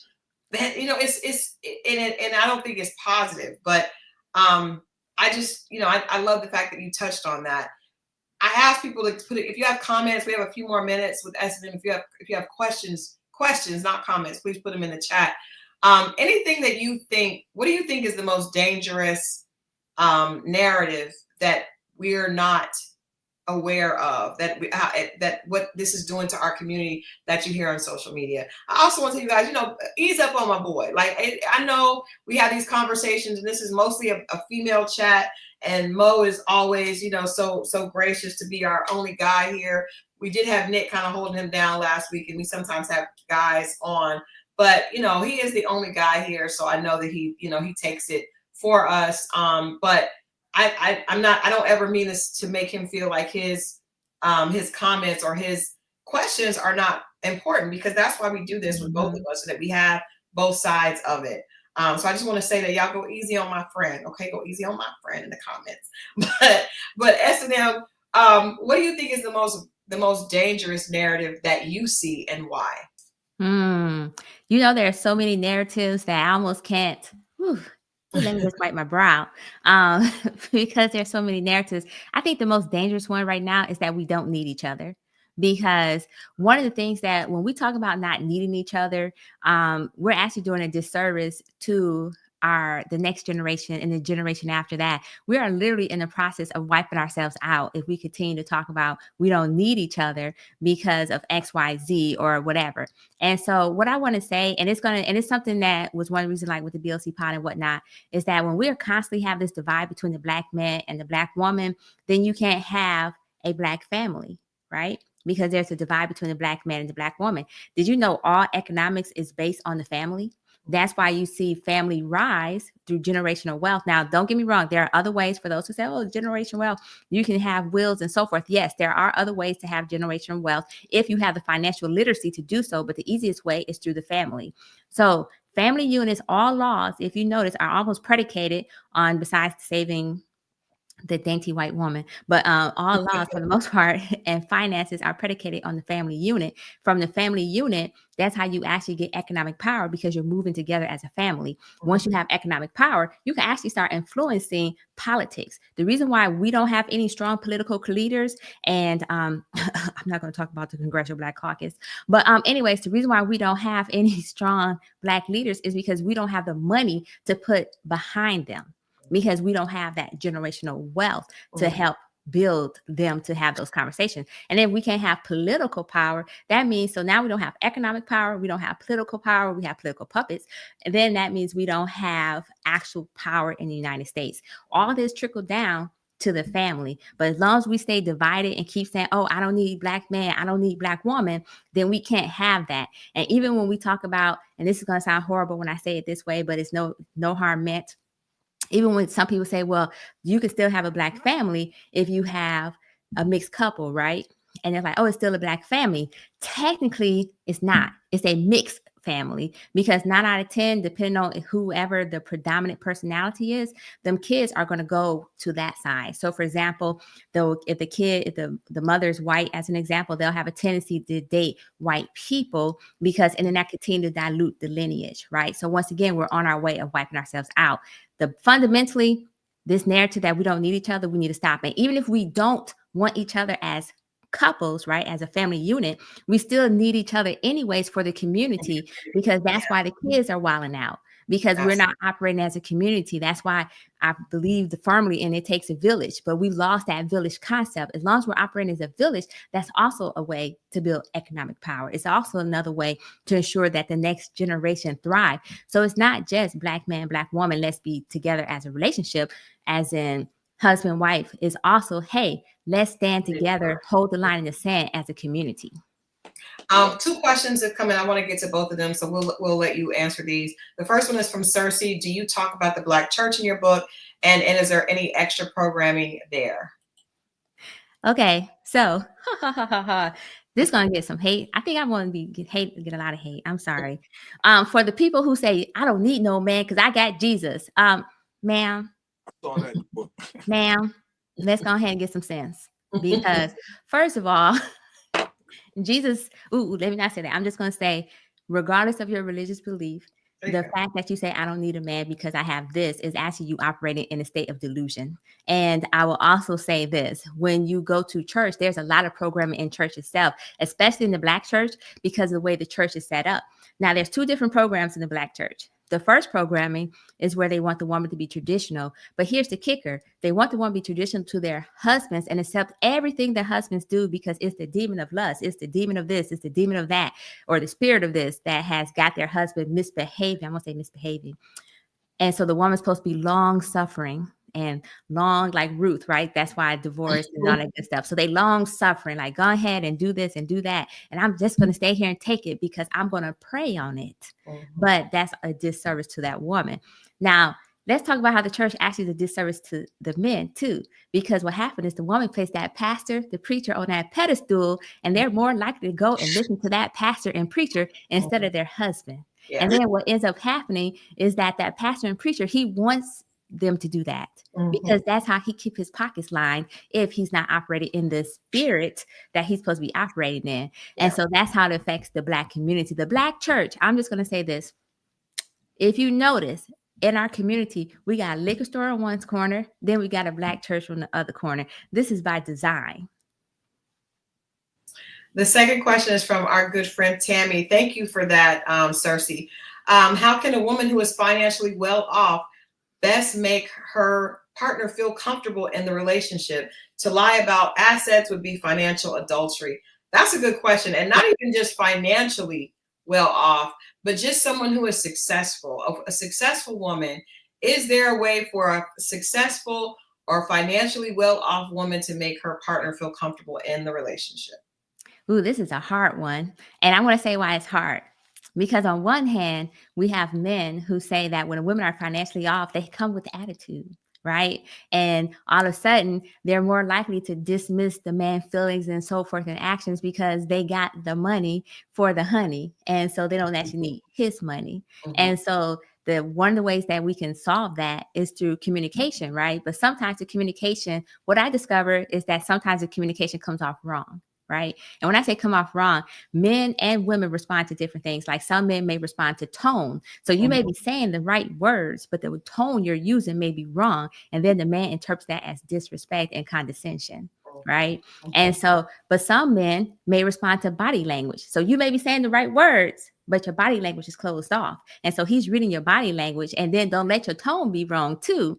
And now it's like you saying all the right things, but I feel like it's coming from a place of condescension and you're better than me. Right.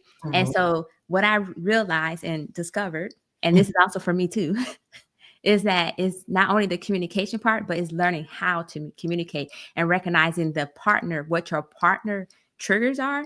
And that can help assist in this, right? And then as far as the financial part, I would just have the conversation. Like, if you know you make more and so forth, if he has opinions, because you obviously with him for a reason, right? So let him have, like, make sure you value his opinions. Like, if he asks you for something and next thing you know, you like, you don't know better. Well, then why the hell did you ask him? You know? So take that. It's all about consideration and respect, and recognizing that what you consider respectful, he may not consider respectful. Yeah. And that consideration. That's good. Tammy followed up with that question. Do you believe the church keeps a lot of women? Yes. I feel like you said that in the first part, but I would say yes. I know I had a friend that was celibate for 10 years.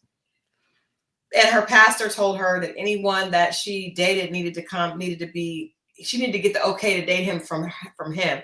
That pastor was not her father. He was just her spiritual father. And he wanted all the women to only date women up under his church. Woo. And I was just like, so that kept you single for a long time. And I think it's control. Now, I consider myself a Christian. I do attend church, but I saw that growing up. A lot of women, I remember when I got divorced, I did not want to go to church because I saw how pastors were able to manipulate single women to get them to do things. And I was just like, I will not run. I'll run to God, but I will not run to the church because I don't want to mistake that person for leadership in my life. And that's not what I'm looking for. Tammy says, hold on, one more question, SNM. Can you speak on age gap relationships? Thank you for asking that. Older men, younger women, younger men, older women. I know a friend that has a post up that I'm not even going to address it because it's so disgusting to me. It's an older Black man, and he says he's confronting a fake older Black woman who has a problem with him dating a younger woman. He was like, well, all you older Black women, we don't want you because you have baggage and you are bitter. We don't care that you have, just basically berating. And I'm not even going to go back and forth with him because I know that there's not the intellectual fortitude that I would need to have the conversation. However, I would like you to speak about this gap because there is a lot of hurt with a lot of Black men that get to a certain point in life and they just want to be, I'm not attracted to women my age. I want a younger woman. You can't do this and this for me. So, and that's hurtful. Even if you don't like somebody, you ain't got to say nothing. Trick Daddy's just said he don't date nobody over 35. Meanwhile, he looks like a hemorrhoid. So I just want to say, do you, how can we, this is unnecessary hatefulness. And a lot of these men have sisters and mothers and friends. Why the hate? Why all the hate? So I'm going to take this in two parts. The first part is going to be me being a little toxic. I'm going to say this. It's because they caused the baggage that they're now running from. And so because they're causing the baggage that they're running from, they don't want to see that reflection in the mirror of other relationships that they may have fucked over in the past, other women that they may have done dirty to. And so it's hard for them to see that and feel good about themselves because no one want to look in the mirror. Like when you have a pimple on your face, you don't want to look in the mirror and see that pimple. You're like, oh, how can I get rid of this pimple? You know what I'm saying? You go into the store, trying to find creams and stuff. Them young bucks, i.e. them young women, in this particular case, is them trying to find that cream, that salve, that to help them feel better about the baggage that they may have caused in the older women. But also there's a maturity there too. So older women, we have a tendency to already know what we're looking for. We already know the red flags. These young women don't know the red flags yet. And when we tell them the red flags, they're like, oh, you're just hating. You're in competition. It's like, no, ma'am. No, young buck. We're not in competition. We're trying to help you see the red flags before you get played like yesterday's violin, you know, but they don't recognize that. They don't see that because they're too busy in their ego themselves. And so they take that as a compliment that they're being pursued. But I do want to point out something and that's this part. This is not new. Older men going with young women ain't new.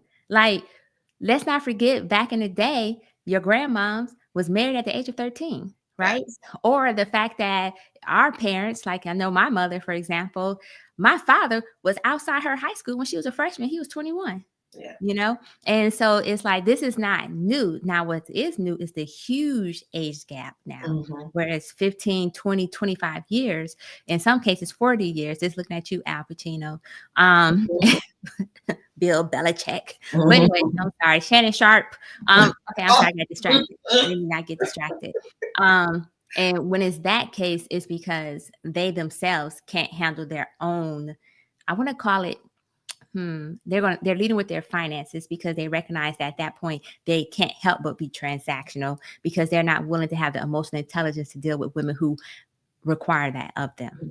Now, when we talk about younger men, older women, this is kind of a relatively new phenomenon, right? Because I need the shirt. I need the shirt. Cougar Kitty, hey. I need the shirt, girl. So look, I will just tell a quick story. I worked at the airport when I was leaving ATL, I would never do that again unless I need a ego boost. Because what ended up happening, I had people ask me if I was they were asking me if I was accepting applications. And at first I was like, applications for what? And then I realized I wore the Cougar Kitty shirt. And I was like, oh, shit. And the YNs was on her ex. I was like, oh, snap.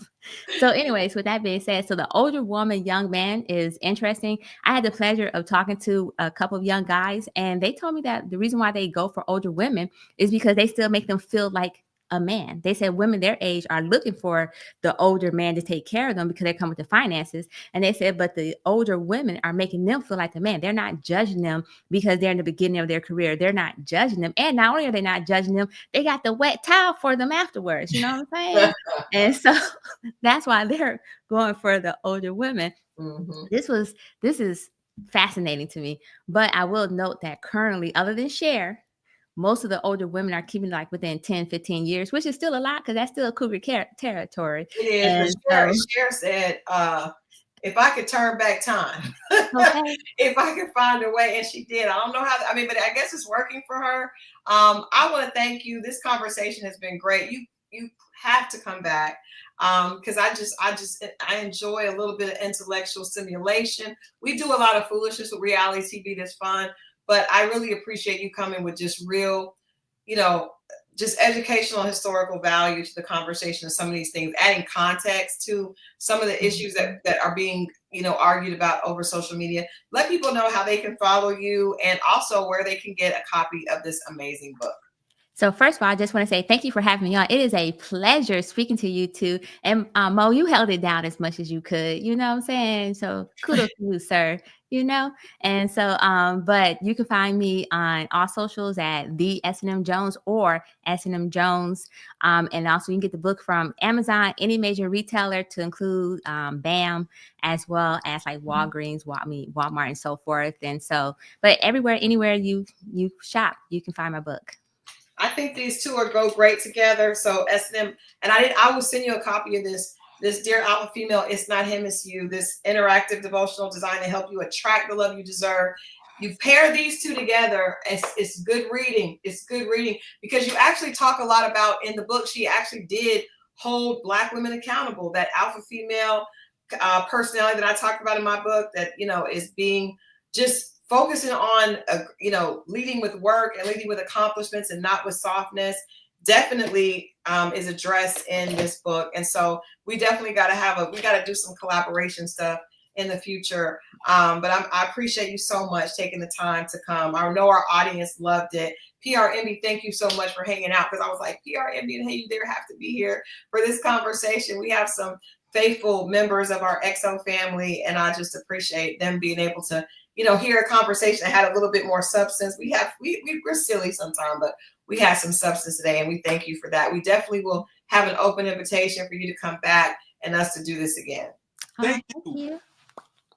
Thank you. All right. Well, we are going to say goodbye to S&M. That was a great conversation. What, Mo, are you good? I noticed you got quiet. That's why I had to come to my friends. I know when to bow out now. Did you learn anything tonight? Did you learn anything? No, and going through, I didn't get through all the book, but going through, I actually did, and like you said, it wasn't all one-sided. If you read the book, but yeah, listen, I don't believe anything she said was necessarily wrong. Like I said, I learned. You pick up some things. It opens your mind to certain things, and be like, okay, this is how they're feeling, or this is how they got to that. And that's very, very important. The root, at my job, when things happen, the first thing we have to do at my job is root cause. Yeah. That what causes things. So it was good that, she dealt with that and then bring it up to now. So absolutely learned. Yeah. I had a girl at the Magic City premiere.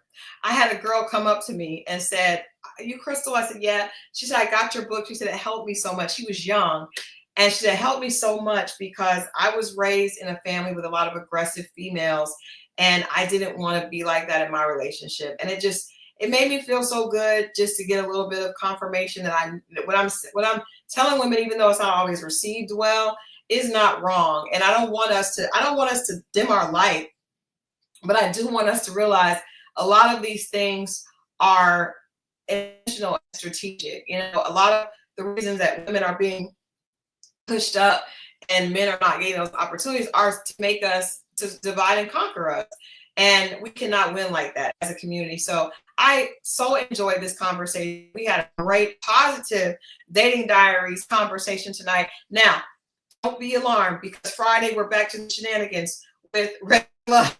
Ready to Love, it's shenanigans. In fact, Mo and I posted a clip showing what I was trying to tell you guys about last week with Kiara and Jules with Naeem. That was ridiculous. It made no sense why she brought him on the show. We're going to talk about that clip and get into Friday's episode, which is going to be Tommy's vacation. So there'll be lots to talk about, lots of foolishness and folly to talk about with Ready to Love, and then also Love and Marriage Huntsville. So end the week strong. This is halfway through.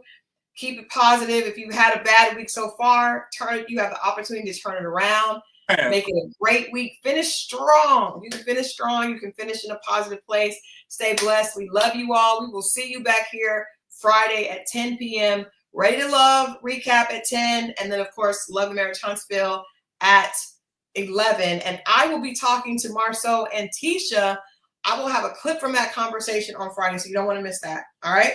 We'll see you guys on Friday. Have a good night. Yeah. Hold on, Mo. Oh, he's gone. Thank you so much. Thank you. I appreciated that. This was a great conversation. So I'm super excited about your book as well. So when I was hearing the alpha female, I said, wait a minute, I need this book. And so, because I was already thinking, hey, that would pair great with what I write. And I was like, oh my God, we do got to do a collab. I should be back in ATL in December. Okay. And so let's figure out how to do an event where we can have conversation and push both of the books. Because I think your book is one that comes before mine. Mm-hmm. So they need to understand, get all the history and understanding of who they are and needing love. And then when they realize they need love, okay, now let's get you the love that you deserve by changing up some of your behavior and taking accountability for what you've done. So let's keep in touch. Let's brainstorm, because you're going to be back here. And then also I can come there. I can come there. We can do something. Where are you based at? So I'm out of Virginia, so closest to DC. Okay, so I have a friend that has a bookstore. There that I went to high school with, and she has been telling me that whenever I wanted to come, I could come there. Hold on, I'm gonna get the name of her bookstore. You're still live? No. Oh, yes, I am. I love it. Sorry.